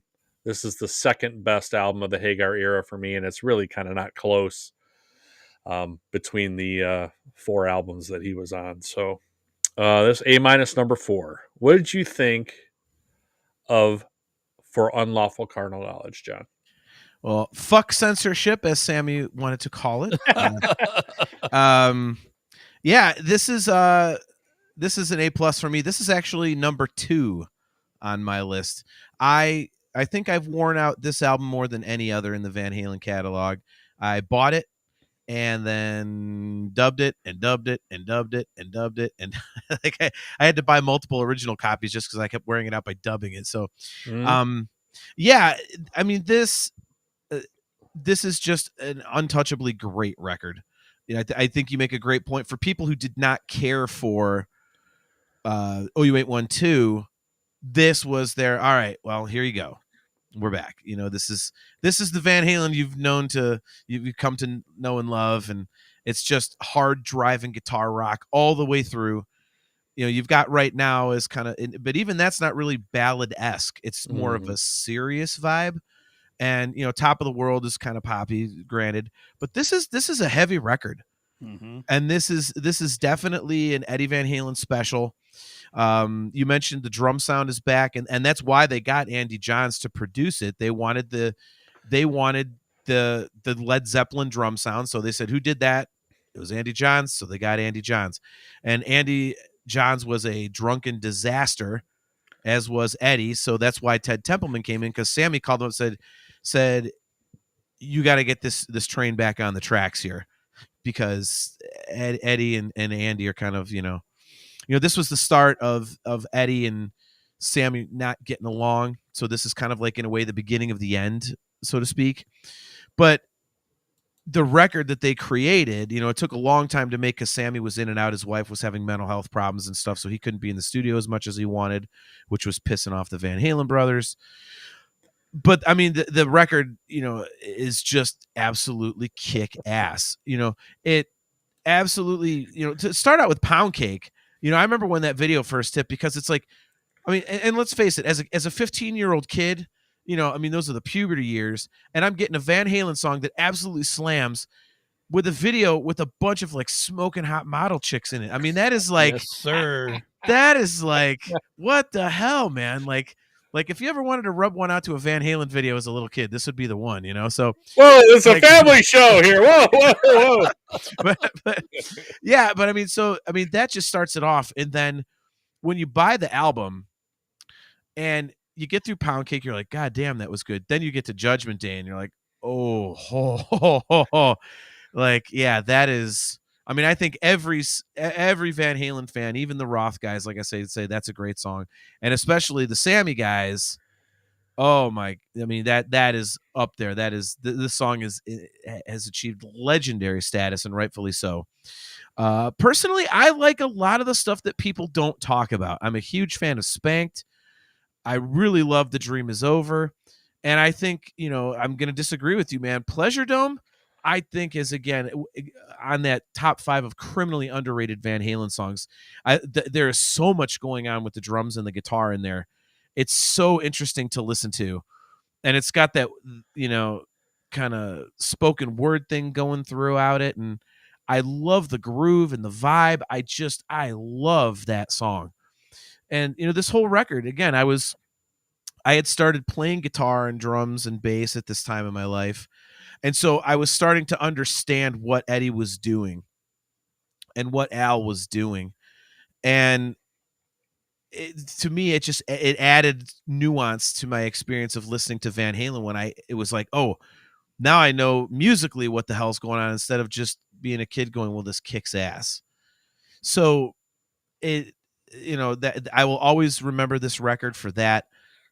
I could not get enough of that record. I still can't get enough of this record. And I mean, it basically it bore an awesome live record, right here, right now. And that record is the most memorable, one of the two most memorable gifts I've ever been given in my life, because my younger brother is 3 years younger than me. When that record came out in '93, he saved up his allowance for a couple months to buy it for me, because I heard the live version of Pound Cake driving around in the car one day with my mom and my brother. And so I get home from work one day, because it came out right around my birthday, and we had a giant stereo in the room that I had hooked up, and he's like, don't come in the room, because we shared a bedroom. We did the whole bunk bed thing. And he comes running out. I hear him clicking, so he comes running out in the hallway. He's like, okay, listen. I said, okay. And all of a sudden you hear the crowd fade in. You hear, hello, babe. I'm like, what the fuck is that? And he goes, come in the room. And we're standing in front of the seat. He cranks it up, and Pound Cake hits. It's the live. I'm like, he hands me the CD case. He's like, I bought you the live Van Halen record for your birthday. Happy birthday. I'm like, oh my God. I still have that exact case. It's on I have a shelf above my television back here in my man cave that's reserved for only the things that mean the most to me in my life. And that one's like right there in the center spot.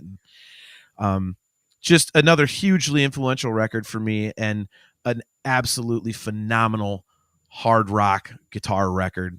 Just they did a stellar job on this record. And they played most of it on that tour. And if you went and saw the Best of All Worlds tour with Sammy Hagar this summer, he played a ton of it there. And these songs stand the test of time. And outside of 5150, this is definitely the record people go to. So yeah, this is number 4 for me. Heard, what about you for Unlawful Carnal Knowledge? The Power Tools. Thanks, Dale. Man, just the fact that he uses that drill for the intro and the solo is just so badass. Like, yep. And again, I know that it's been done before, but just like he did it the best. So yeah, awesome stuff here. I absolutely love this record. And again, that's why OU 812 was kind of further down the list for me. I think it suffers because it's between two beasts as far as, just a normal old Van Halen fan like me. Like, those two albums kick such complete ass, 5150 and this one. So honestly, right now, for people give it a hard time, whatever, man, it's my favorite Van Halen song. It is so powerful. Yep. Like, you crank it up and I get chills still every time I listen to it. Same here, just man. Those dong, like those really, like, it's just, man, chills up my spine.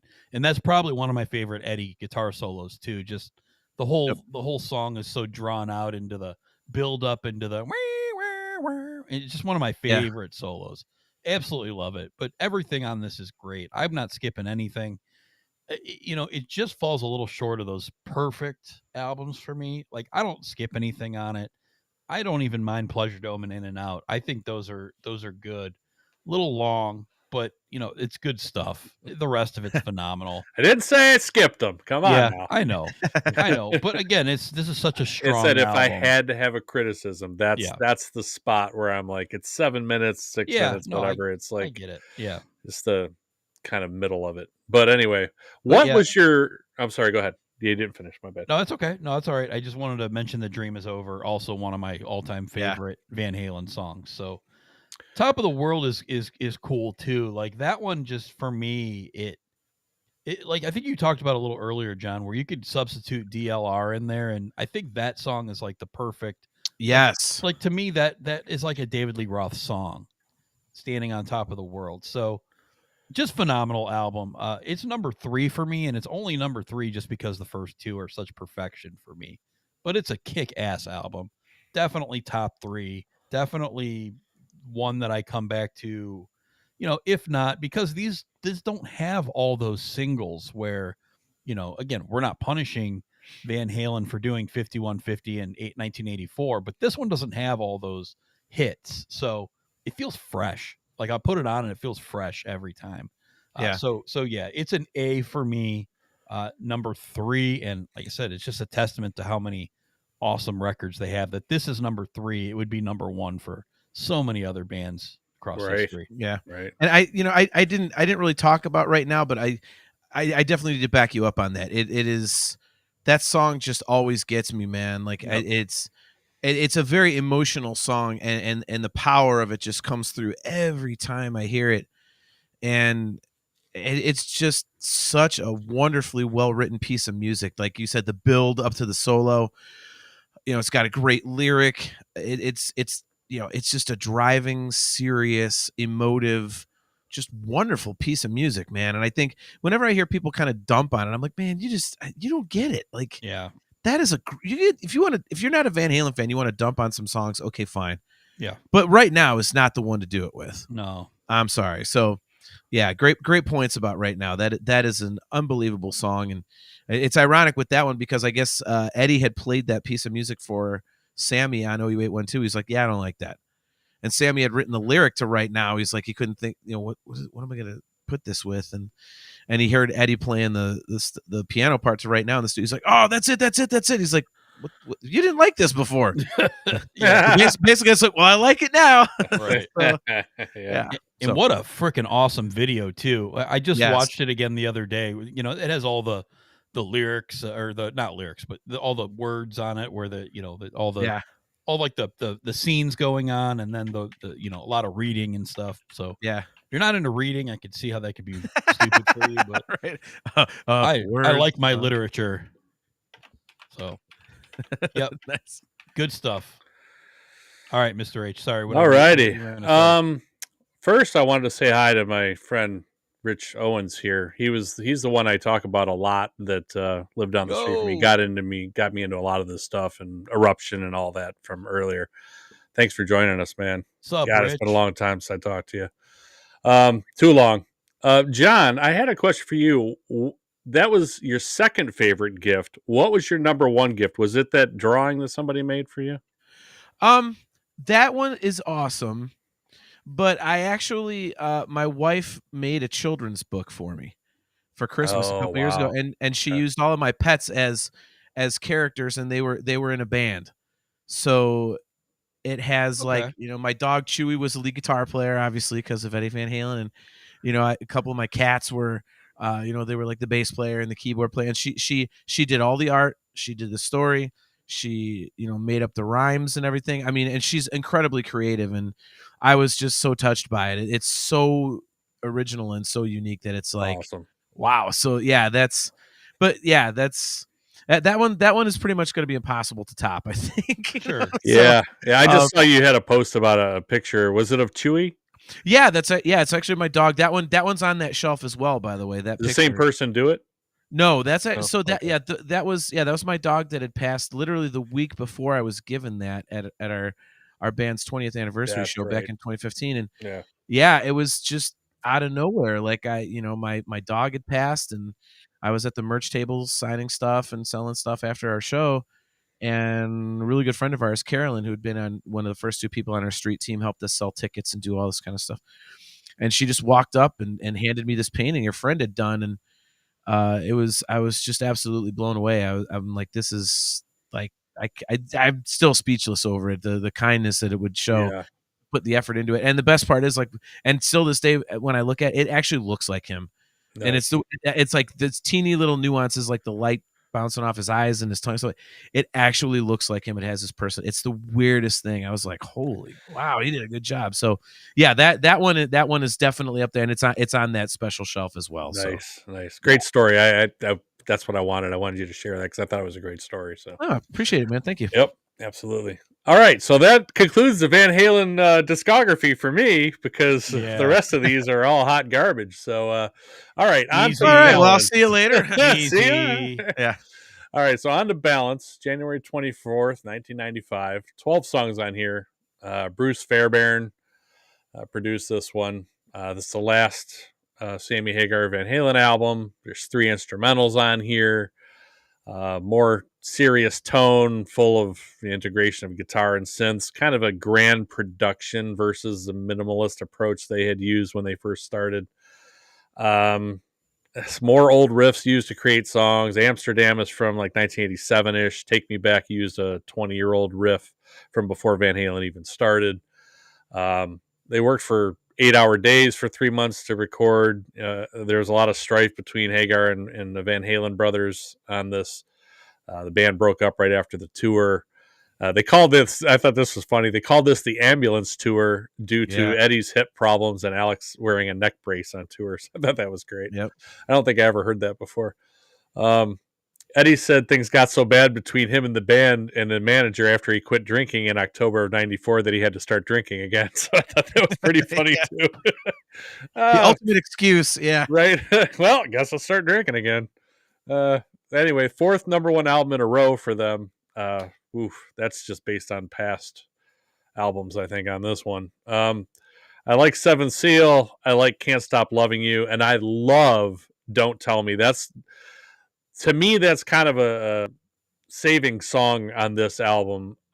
Skippers are Big Fat Money, Strung Out, most of the rest of the album really for me, but I love Don't Tell Me. That is a fantastic song. It sticks in my head, and I'm like, I almost forget that it's on this album because I don't really like this album that much, but man, that's such a great song. But I like 7 Seal a lot too. I know he played that on the tour, this past tour over the summer as well. I have this as a C. This is number 10. This isn't a great album for me. This is the worst album so far out of the albums that they had put out. This is album number 10. This is the worst one for me out of those 10 so far, which tells you the next 2 probably aren't that good either. But anyway, what did you think of Balance, John? I'm sure you liked it more than I do. Is this another A?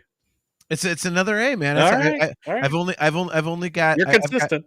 I've got two that are not A's, and they are coming up. Okay. Yeah, I have no problems with Balance.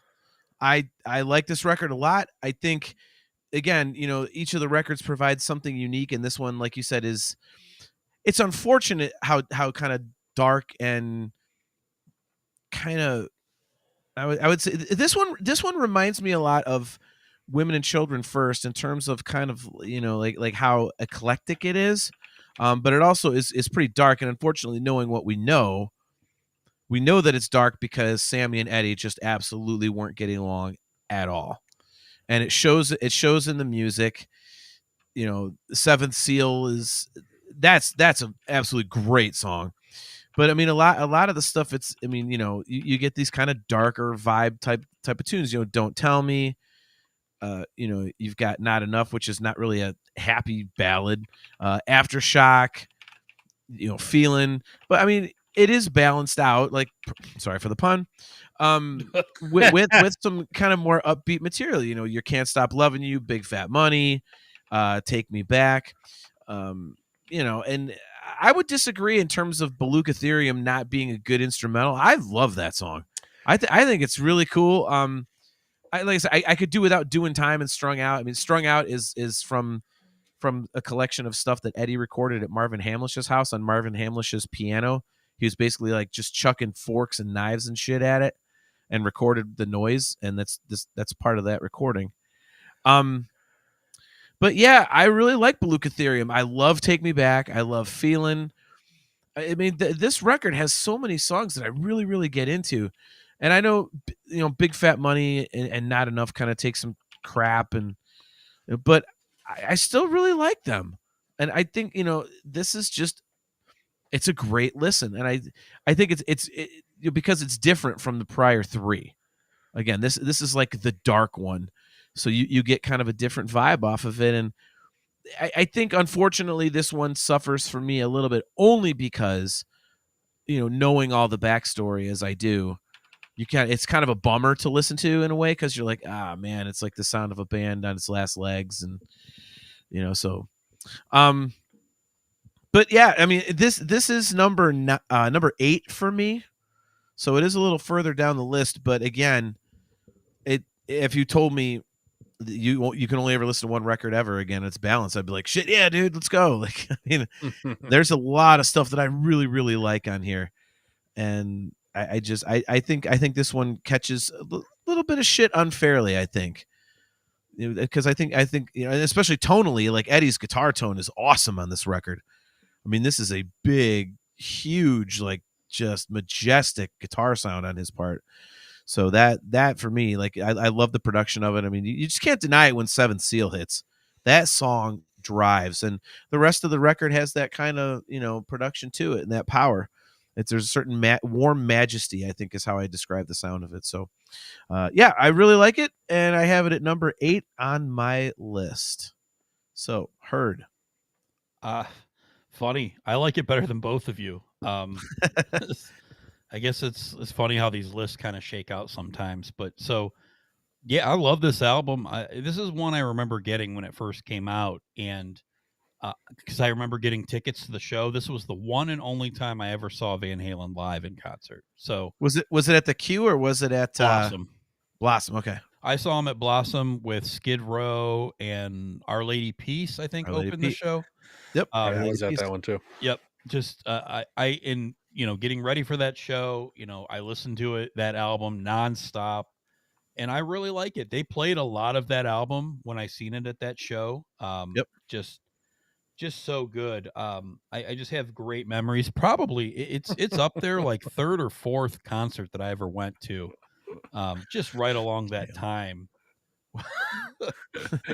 Talking about bad. Oh man, that's funny. Nice, Kale. That's hilarious. Good reference. Good reference. Yeah, I like it. We'll have to talk about the Dream Theater show a little bit too at the end of this, since Oh boy, me and Mr. H were there. So, but Balance is number 5 actually for me. No, I'm sorry, number 6 for me. And it's a B. I like it a lot. Amsterdam. Yes. Can't Stop Loving You. Feeling Not Enough. Seventh Seal you mentioned, so good. Like I so many of these songs. The only one I could do without is Big Fat Money. It kind of reminds me of a not serious type David Lee Roth type of song, but Not Enough I think is phenomenal. Another one that just hits hard, man. It's really, really good, and it has kind of a lot of the same things as like Right Now, where it just hits. It's a really, really good song. So yeah, I mean I'm definitely a fan of Balance. It holds up well for me. The production is probably one of the best of their whole career. I just I go back to it and I still listen to it all the way through. So again, I like it more than you guys, but to me it's a solid record. And I think I just love Sammy, and it just kind of comes back to that to wrap up the Sammy. I love his voice. I think his range is phenomenal. Like he's just a true musician, not the showman, of course, that DLR was, but just phenomenal of a musician. And he's just a true, like, he's a lead singer. He plays guitar. He just always loved Sammy Hagar, so yeah, love Balance again, number 6, and it's a B for me. Yeah, you make a very good point about Sammy. That I don't think we really touched on, but yeah, it's he always said what David Lee Roth's quote was, Sammy Hagar brings a party, but I am the party. It's like, yeah, but to me, I'm with you, Bob. That's why I prefer Sammy. I'm not into the massive ego trips. You know what I mean? Like, I love that Sammy is more down to earth. I love that he's more of the songwriter guy. He plays guitar and all that kind of stuff. It's just, him and Eddie together, I think that's why this record does have a little bit of that bummer feel to me, because knowing that they weren't getting along, it's like him and Eddie together were just such an unbelievable combination. Yep. And I just love their outlook, both of them, on music and creating music and performing live. And it's like, not to be a cheese ass about it, but it's always been really inspirational to me. Yeah. And it's, I was like, in my, limited experience as a musician, like I want to be that way, show humility, like just be cool, be appreciative of the fact that you get to be on stage with your friends and play music. And, and Sammy just exudes that fun, cool, laid back vibe, and I like that a lot. And I think that blended perfectly with Eddie on the first few records they did together. And I think it was just a shame on this one that kind of like the split you could kind of hear it on the record. Yeah. So but yeah, I'm with you, man. I mean, that's exactly why I prefer Sammy over Dave too. Like, Dave is amazing, don't get me wrong. Yeah. But I just, Sammy is a much better singer. And I just, with the Van Hagar stuff, I think the songwriting was a little more advanced. Mm-hmm. and a little more involved, and I like that. But that's why I like the whole catalog, because if I want to listen to something a little more straightforward, a little more heavy, I can go to the raw stuff. And if I want to hear something a little more mature and, kind of, a little more, I can't say complicated, but you know where I'm going with it. Yeah. Then I go to the Sammy stuff. It's like, there's always something to listen to. That's great up until 1998. Yeah. All right. That leads us to Herd's favorite Van Halen singer. Released on St. Patrick's Day, 1998, March 17th, we get Van Halen 3, 12 songs. Mike Post and Eddie Van Halen produced this. Might as well have just been an Eddie Van Halen solo album. Which it was. Anyway. Yeah, it really was. Other than he didn't sing except for one song, the last song, right? Yeah. But this is the only Gary Sharon of extreme sort of fame. skip. I like that. Yeah. Great. He only, it's also the last Michael Anthony Van Halen album. He only appears on 3 songs. Eddie does bass on the rest of it. Apparently, there's no Alex on here either. It's all Eddie playing drums, as far as I've read. So, this is pretty much an Eddie Van Halen solo album where he hired a singer to sing some songs. This is their longest album, unfortunately, at 65 minutes, which is mind blowing. But it was a commercial disappointment, as you can expect. Without You, I guess, did okay as a single, but fans and critics mostly panned this entire album. I don't really have any favorites. I mean, I guess Without You and The One I Want, I guess, are okay for me. Like, I can listen to those, but the Skipper's like From Afar, Dirty Water Dog, basically the whole rest of the album. I don't care for much of this, really. It's all over the place. It's light on melody. It's weak on riffs. There's really just not much for me to like here. I have this as a D. I have this number 12. This is an album that I don't feel like probably should have even been put out, but I feel like maybe if they would have toured with Gary Sharon first before trying to record an album, maybe that would have helped. 60 minutes too long. Maybe 63 minutes too long even. Yeah, I don't know. It's rough. So anyway, I have this at the bottom of the barrel. This is a D. What did you think, John? An A? No, I actually have I have this one. Yeah, I've got this one as a C. Okay. And it is number 12 on my list. I enjoyed this record when it came out, but I think it was because I was trying to. And the record, it just has not aged well for me. Yeah. And again, I think, knowing the behind the scenes of it, which we, as you mentioned, we now know that Eddie played bass, he played drums, he played guitar. This was, and Mike Post himself came out and said like he was there to try and help Eddie put the record together that he wanted to put together. Eddie reportedly fired Alex from the band like 2 or 3 times during the making of this record. This was the start of Eddie's, like, I don't know how to phrase it politely. That's it. The start of his kooky period, where this was the start of him going down that unfortunate rabbit hole of just way too much wine and cocaine. And he got weird.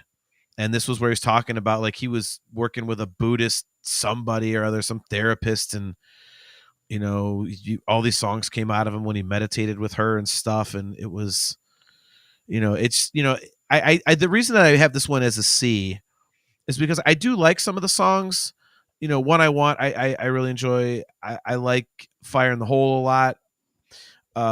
Josephina I like, but that's because there's an acoustic version that he and Gary did on Japanese television that I really like that's out there. Year to the Day is kind of like his attempt to be Zeppelin, and I thought it was kind of cool. And I think the most controversial thing that I will ever say on this show is about to happen, and I will say that I'm an apologist for How Many Say I. It is not great. I understand why people don't like it, but there's something so weird and so personal about it that I don't mind it. I think what ruins it is Gary Sharon coming in there, because Gary Sharon doing his vocal over the way Eddie was singing it just sounds terrible together. It clashes. If they would have just kept Gary Sharon off of there and just let it be Eddie singing over piano, I think it would have been better received. But I don't know. It's so unbelievably raw and personal that I get into the emotion and the vibe of it, what he was going for. But yeah, this is just, it hasn't aged well for me. I try to go back to it, and I keep finding more and more things that are kind of, I'm like, ah. I mean, that song Once, I'm like, what in God's name is that? Like, come on, man. Like, that is just, I mean, it's long as hell. Yeah. And they released it as a single, like a cut down version to like the light rock stations. I'm going, what the hell is happening here? You know, I mean, I don't know. I'm never a big fan of when bands decide, well, we're this one thing that you've known and loved forever, and now we're gonna do something totally different, and you have to like it. Like, fuck, I do. Right. You know, like when Queensryche goes from Empire and Promised Land to Here in the Now Frontier, I'm like, what the hell do you think you're doing? Yeah. Like, this is shit. And Yeah. I hate to Oh, say you're it, but absolutely right. some of this stuff just doesn't sound good, and I don't like it. I mean, Ballad of the Bullet. I mean, very good point, Mr. H. You said it's light on riffs. Yeah, I mean, the reason this is a C to me is because Eddie needed a producer. He needed someone to rein him in and say, this sucks, or I fix this. Like, and because I think with Or a a producer, Sammy or somebody, anybody, to challenge him and be like, look, dude, man, that's not. I don't like this. This isn't very good. Yeah, I mean, even Alex alluded to it in his book. He basically he kind of ripped Van Halen 3. It's like, when your own brother is ripping on the record you made, that's probably not a good sign of how good it is. But that's because he wasn't on it. Yeah, right. Yeah, I mean, there's really not a lot to redeem this album, and the production is thin.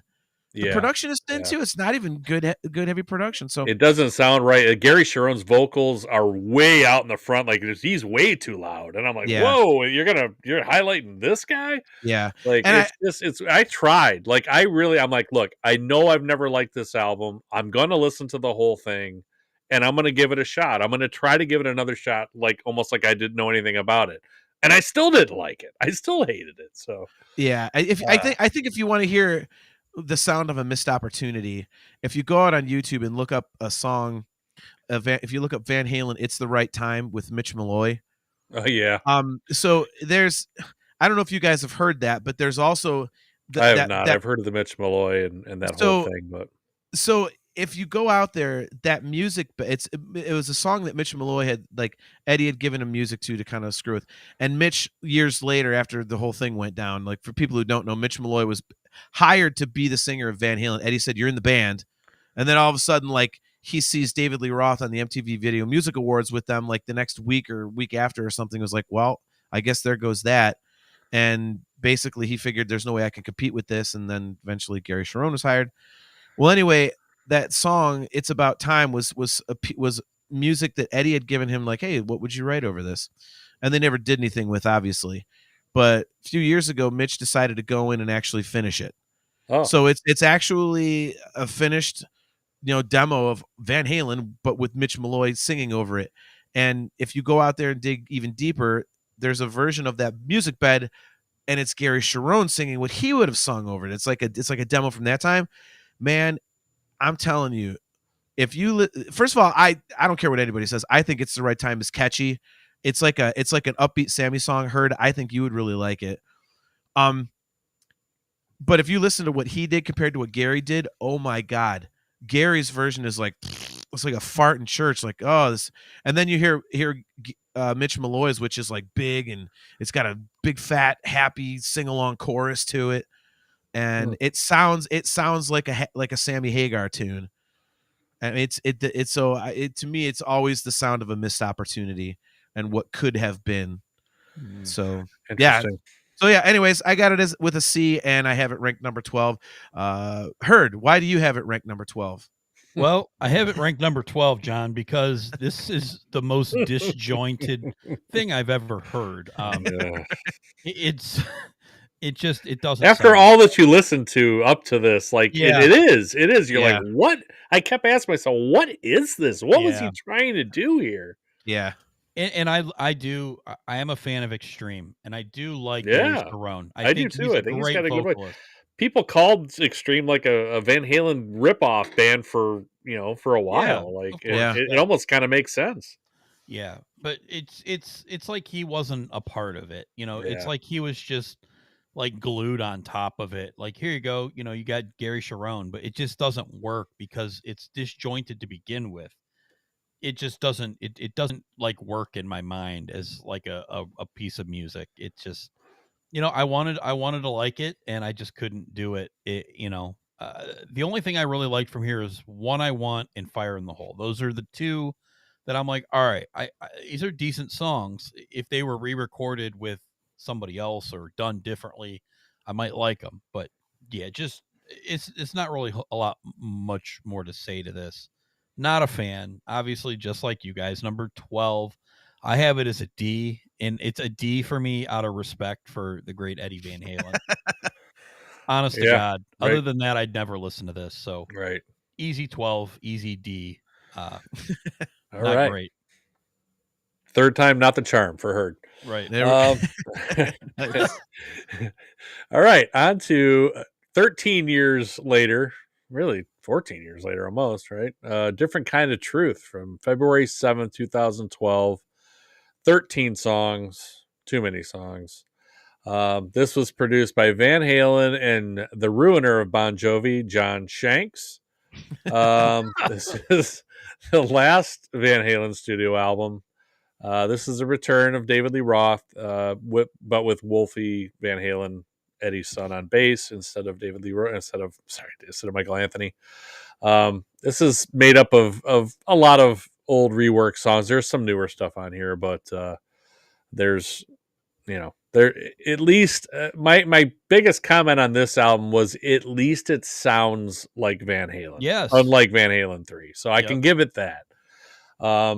Wolfie had a lot more to do with putting this album together and getting this album done than I ever realized as I was reading up on this one. I didn't realize how much he dug through old demos and stuff and thought, hey, I really like this. He was really excited to do this. I mean, he was 21 at this time. So, he was really excited to do this with his father, and he's an accomplished musician and songwriter in his own right too, especially now. But I didn't realize he had that much to do with it. He really pushed it hard, and he dug out a lot of material that they ended up using from the past. My favorites on here are She's the Woman, I like Big River, and I like Beats Workin'. Those three songs to me have they're catchy enough. They don't sound like David Lee Roth era cutting floor stuff like some of the other stuff does. Skippers for me though really are most of the rest of it. On 13 songs, that leaves 10 other songs, so I don't care for as much of the rest of it. Kale here says drop Tattoo and you've got a great album. Yeah, I didn't care for Tattoo that much, and I don't care for much of the rest of it other than the three songs I mentioned. But I have to say though, I did like this at first. It quickly faded on me. It's okay. Like, I can still listen to it all the way through, unlike Van Halen 3. Like, I don't really skip the songs. Like, I probably could, but if somebody says here's a Van Halen album, I'm probably going to listen to most of this because it's at least sounds like Van Halen. I think I was just happy to hear one of my favorite bands mostly back, although kind of way past their prime, and it's just not as good as the old songs were. But there's a few pretty good ones on here that I did like. So I have this as a C. I have this at number 11. But yeah, it can definitely be worse than this album. What did you think of A Different Kind of Truth, John? I have this at number 11, and that is just because of the quote unquote classic stuff has to be above it, I think. Yep. I have it as a B, but that's only because of David Lee Roth. I think the only thing that this record suffers from for me is just knowing what a dick David Lee Roth is, and how god awful he sounds live anymore. But other than that, I was thrilled with this record. When they announced they were doing an album, I was like, oh God, oh no, it's a comeback record. Those usually are. Ugh. And when they released Tattoo, I was like, all right, like that's okay. I was kind of nervous because I was thinking, if you're reintroducing Van Halen to the world, and the whole hype was, the first, David Lee Roth album in 28 years. I would have expected something like She's the Woman to be what they released, but they didn't. Right. Mm-hmm. So I was like, all right, the video was boring too, and I was like, okay, well, I'll see what the rest of the record's like. And then I was like, fuck yeah, dude. I mean, Eddie Van Halen is on fire on this record. He's got a great fat tone again. Yeah, he does sound great for sure. Yeah, I mean, it's definitely a guitar-driven record, and I think it's got a ton of great songs. A song that nobody ever brings up that I love. It is way high on my list of favorite Van Halen songs. Is "You and Your Blues." There's just something about it that's so vintage, classic, quintessential Van Halen. I just love that song.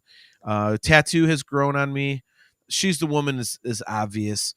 Chinatown is awesome. Blood and Fire is from back in the 80s. It's one of the old ones they pulled out. Bullet Head, same thing.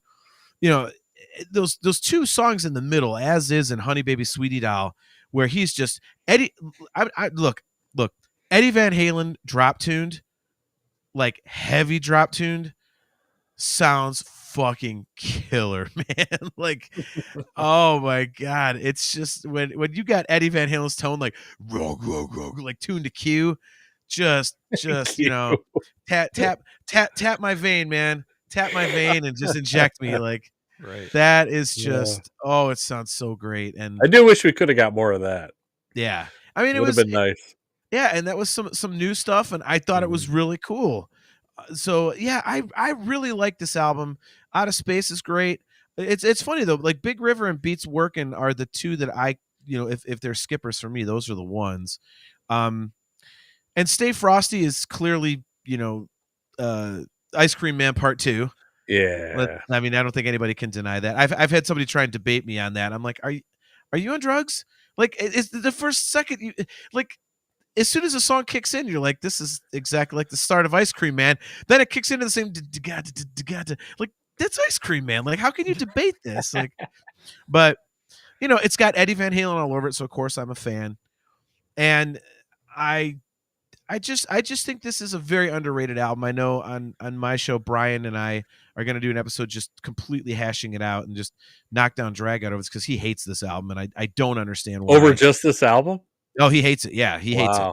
You guys gonna do a whole podcast on this album? Yeah, I told him I want to, man. Like and I think again, part of this for me also comes down to one of the reasons I like it so much is I have great memories of it. The record came out, I was thrilled to have a new Van Halen album, and then I got to see the opening night of the tour in Louisville, Kentucky, at the Yum Center, and I went with my now wife. We were in a breakup, but working on our friendship at the time. And I went with her, and I picked her up in Lima and then drove further south to Dayton and Cincinnati and picked up a buddy. And then we met up with a couple of my friends from Dayton to go to the show. And it was, being opening night of the tour, the energy was high. Roth actually sounded passable. Right. And it was just such a great experience. So anytime I listen to this record, I'm thinking of her and that awesome road trip, and just, I can picture where we were sitting. And I just think as comeback records go, this one is way, way, way better than it had any business being. So for that reason, it's a pretty special record for me. I really enjoy it. So again, it's only a B because David Lee Roth is a complete and total douchebag, and it is 11th. But I mean, you really can't put this above any of the the classic Van Halen records. So yeah, that's where I stand on A Different Kind of Truth. Yeah, take us home, Herd. I'm right around where, I mean, obviously this is number 11 for me. It's a C. There's an ocean between this one and Van Halen 3. So yeah, I think we can all agree there. Yes. This is a good sounding record. Eddie sounds great on it. It doesn't sound disjointed like VH3 does. That's the main thing for me. At least it's listenable to, like, it makes sense just putting it in my ears. Like, that's like the first step, you would think. If I'm listening to a record, it just has to like make sense at least before I can even get any further with it. It sounds good, but David Lee Roth does not sound good. I feel like even in the studio, he couldn't make his voice sound good with whatever Pro Tools or whatever they wanted to use. It still doesn't work. I mean, and again, I respect David Lee Roth for the earlier records. I don't always love all the songs, but he had the sound, and I respect it. They were great albums back then, but this was wedged in. It feels forced to me with the vocals, cringy a lot of times. At certain times, but you can't deny that Eddie sounds really really great with this. So I'm glad he didn't go out with Van Halen 3 because You're this right. is Yeah. more of a this is an album that he can be proud of. The guitar sounds really good in it. Yeah. I like the first half of the record, and then I get kind of bored. I kind of space out a little bit. I would say songs 2 through probably 8 I like, but then I would skip a lot of things afterwards. I think that's kind of what you were saying, John. Kind of the end of the record it's a little bit wishy-washy for me. I'm not a fan of Tattoo, but yeah, She's the Woman, You and Your Blues, Chinatown, Blood and Fire. I really like those songs. I feel like if they could have gotten old Dave or even like Sammy, something like that type, which Sammy might not have worked, but if you would have put old What Dave, about Gary Sharon, man? Come on. Mitch Malloy. How about Mitch know, Malloy? Yeah, that might have actually been something. Yeah. Mr. H, it takes more than words to make an album Yeah. like that. Oh, hey, there's 3 sides to every story, my friend. Get the funk out of here with those puns, man. Wow. Wow, we all worked in extreme Yeah. stuff. How about There that? we Hey, go. and I'll listen to any of those Extreme albums over So would that I. album Absolutely. any day. That's good stuff there. So, but yeah, I'm right with you guys. Number 11, a C for me. Again, it's got good stuff on it. Just Dave, I wish they would have done something else.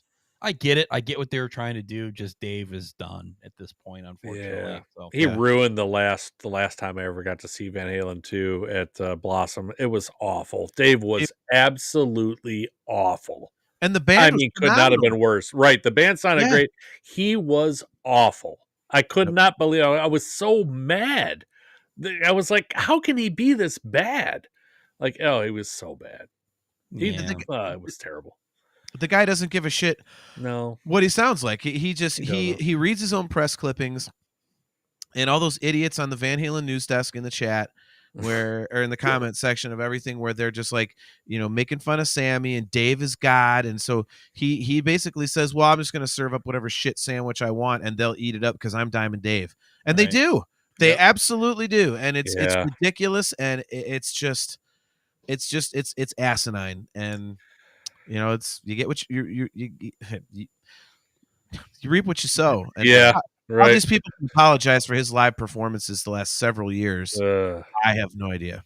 Right. So I'll give Van Halen News Desk one thing. Like, they bring stuff to my attention. Like, they just released a bunch of old videos. Some dude on YouTube just put out a bunch of old Van Halen stuff. I'm thankful for that because I hope you watched them because they were pulled within days. Were they? I watched about half of them. I didn't watch the whole 8 hours and whatever, but I was watched about trying half. to. Yeah, they There got was some pulled. really good stuff in there. So, but anyhow, I was thankful to at least hear that. I did not know they got pulled, so I was like, I'll come back and listen to this a lot more later. I guess I won't.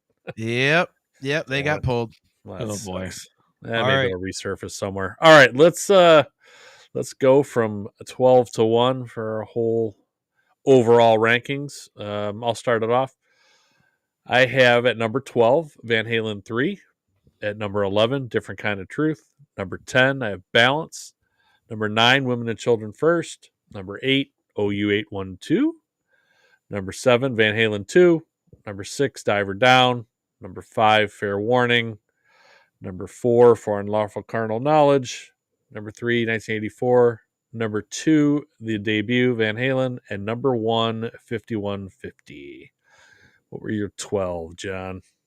So I, like everybody else, at 12 and 11, I have Van Halen 3 and then A Different Kind of Truth. My top 10, at number 10, I have Diver Down. At number 9, I have Women and Children First. At number 8, I have Balance. Number 7 is Van Halen 2. Number 6 is the debut record, Van Halen. Number 5 is 5150. Number 4 is OU 812.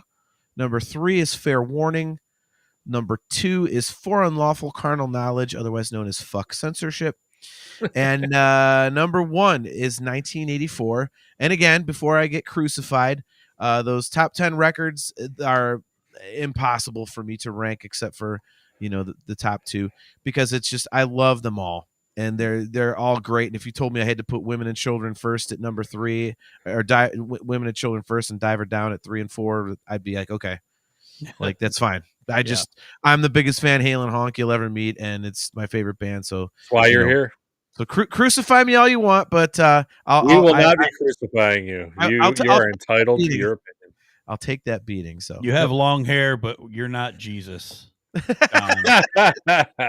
Nice. Number 12 and 11, we know the same across the board. Number 10 for me was OU 812. Number 9, Diver Down. Number 8, Van Halen 2. Number 7, Women and Children First. Number 6, Balance. Number 5, Fair Warning. Number 4, Van Halen 1. Number 3, For Unlawful Carnal Knowledge. Number 2, 5150, and number 1, the great 1984. 12-1, Van Halen. Put a bow. All right. 2 hours, 20 minutes. This is our longest podcast, probably by far. But that's we knew it, and that's why we knew it going in. It's all good though. We love the passion with these bands, and if we can find one of our good buddies that loves these bands, I'll sign up for it anytime. Every time. Thank you so much, John, from Talking to Infinity. This is fantastic. I held back a lot of stuff because I didn't want to have the show run too long. No. Hey, next time, don't hold back. We can go longer. It's fine. We knew it would be longer, and when we have somebody that likes a band as much as you do, it's great to hear your observations. You listen to this almost on a deeper level than we do, so we want to hear all that stuff. So it's all good stuff, and I feel like a couple members of your fan club that show up here probably want to hear that stuff too. So nice. So this is more commenters than we've had, I think, on any podcast we've had. Nice. So.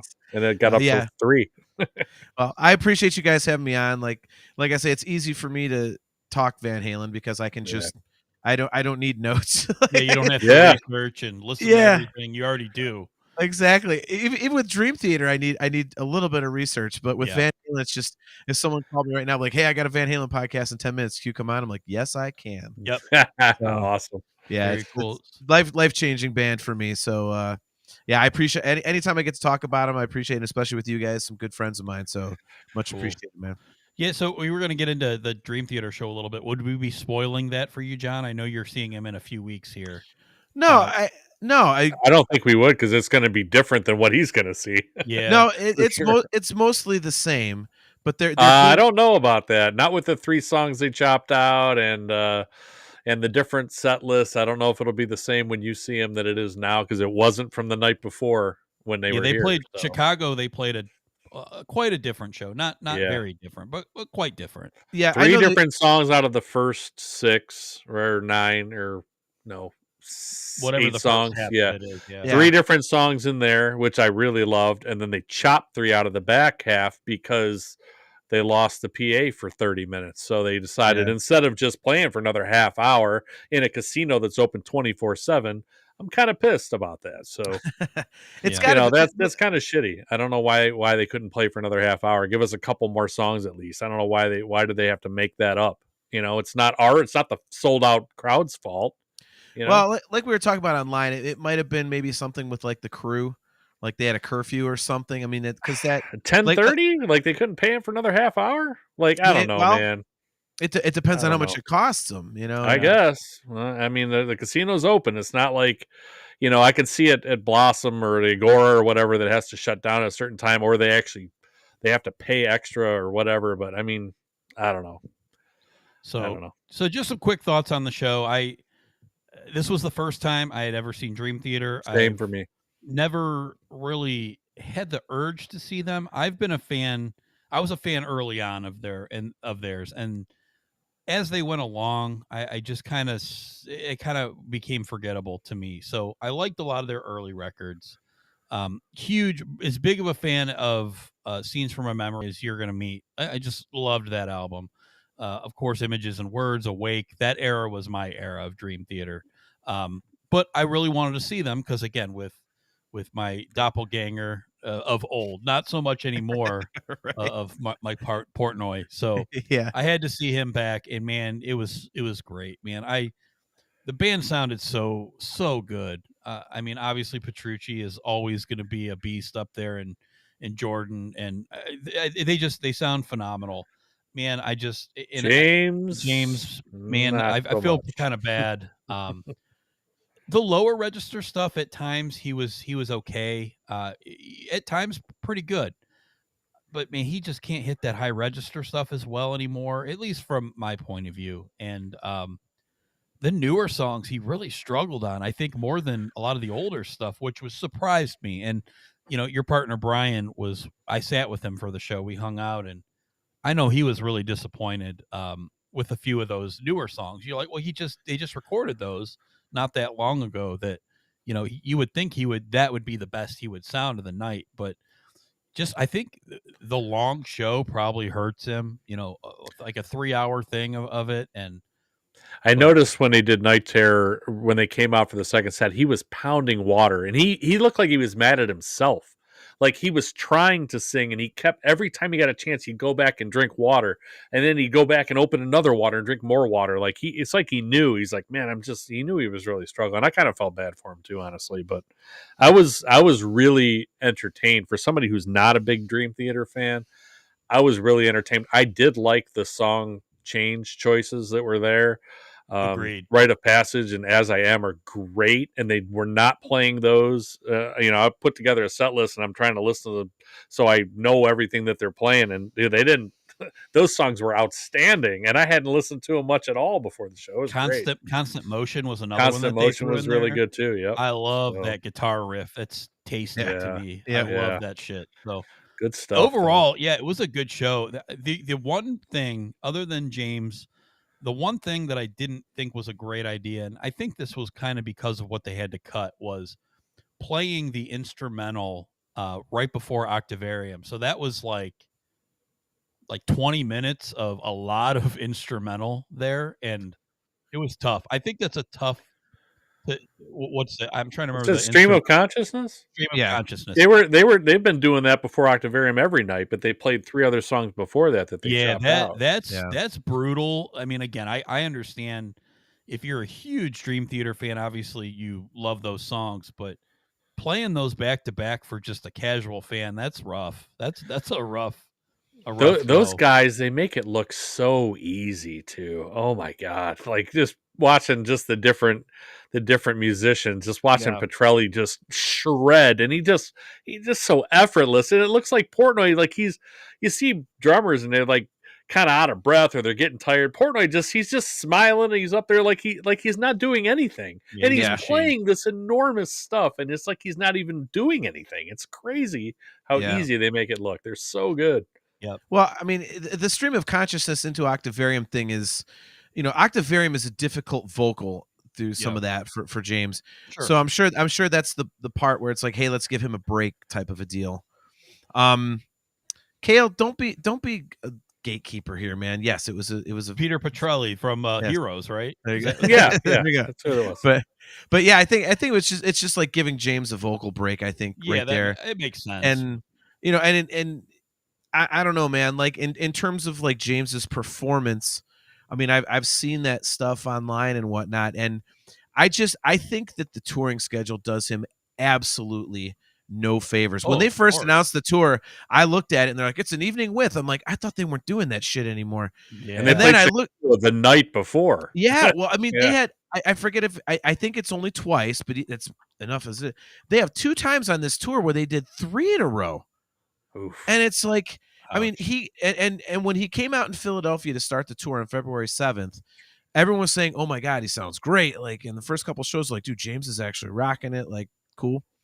Well, then he went and got sick, and he actually had to cancel Atlanta. Yeah, and so they had Biloxi the night after, and then a day off. And I'm like, okay, the smart thing to do here, since you canceled Atlanta, why don't you cancel Biloxi? That gives him 3 full days off in a row. Because after that was one of the 3 in a row things. Well, no, they did Biloxi. He's still sick. Everyone said he was struggling. Then he had a day off. Then he does 3 in a row. I mean, they're just beating the shit out of this poor guy. Yeah. I'm like, what the fuck? Like, I mean, the guy's, his voice is his instrument. You can't just beat on it and beat on it and beat on it. And Yeah. I feel for the guy, man, because to have to do that stuff is, and I give him all the credit in the world because he's come out and admitted, he did an interview several months ago where he said, look, I just can't do that old stuff like I used to. Yeah. So, he was honest about it. I give him all the credit. It's not like David Lee Roth who just gets up there like someone stepped on a frog and just doesn't care. There's no difference there. Like, yeah, that's a different ball game. I give him all the credit in the world for going up there, like doing like Metropolis Part 1. Like, that is a hard vocal. And I know they open with that and it sounded phenomenal, but like, it's just, there's some of the highest parts that he ever sings on that. And, I mean, he's trying up there for sure. Yeah, I think, and on previous tours, I think, the set list was a little bit geared towards stuff that was a little bit easier for him. Yeah. And with Portnoy back, I think it's just like, hey, we're just going to do this stuff and, whatever we can, get through, we'll get through. But yeah, I mean, so yeah, no spoilers for me. I mean, to be honest with you, I'm hoping they don't do As I Am and Rite of Passage, because As I Am I've heard a million times. I'm sure. Yeah. And Rite of Passage, I'm like, okay. But no, I mean, no spoilers. I mean, the one thing I know that we're getting in New York City is a different encore. It's the only time they're playing it the entire tour. So that I'm excited to see. And I'm trying to figure out, like, I was offered the chance to like be told what it was. And I was like, you know what? No, I'm going to go and I'm going to be surprised. I'm guessing a change of seasons. Yes, I hope so. But, well, not that I'm going, but yeah, I watched the video. That's one of my favorite Dream Theater songs. Oh yeah. So I love that song a lot. So I would watch that video. Yeah. So I'm glad you guys got to see them, because I mean, they really are. I mean, just seeing that caliber of musicianship, yes. but the show itself is pretty cool. Like, I mean, my buddy Wayne Joyner does an amazing job with the graphics and the video and all that. And I think one of the things that they've always done amazingly well live. Unfortunately, it got fucked up by that stupid fire alarm thing with you guys. But I'm sure the second half of the show, hopefully this came across. The way that they write the set lists and the songs flow together and the way they tie everything together, there's such an ebb and flow throughout their concerts that's just, I've never seen before with any other band. It's so damn good. So damn good. Yep. So it's awesome you guys got to see them. Yeah, I enjoyed myself. It was fun. Like I said, for me not being a huge Dream Theater fan, I walked out of there pretty happy, just blown away. Again, I love guitar playing, and there's not a better guitar player. I'm sure there is, but just the guy's a beast. The guy's a beast up there. So give him all the credit. So, all right. Whatever his name is. Yeah. Peter Petrelli. Peter Petrelli. Peter Petrelli. All right. Al Petrelli Petrucci. Yeah. John. There you go.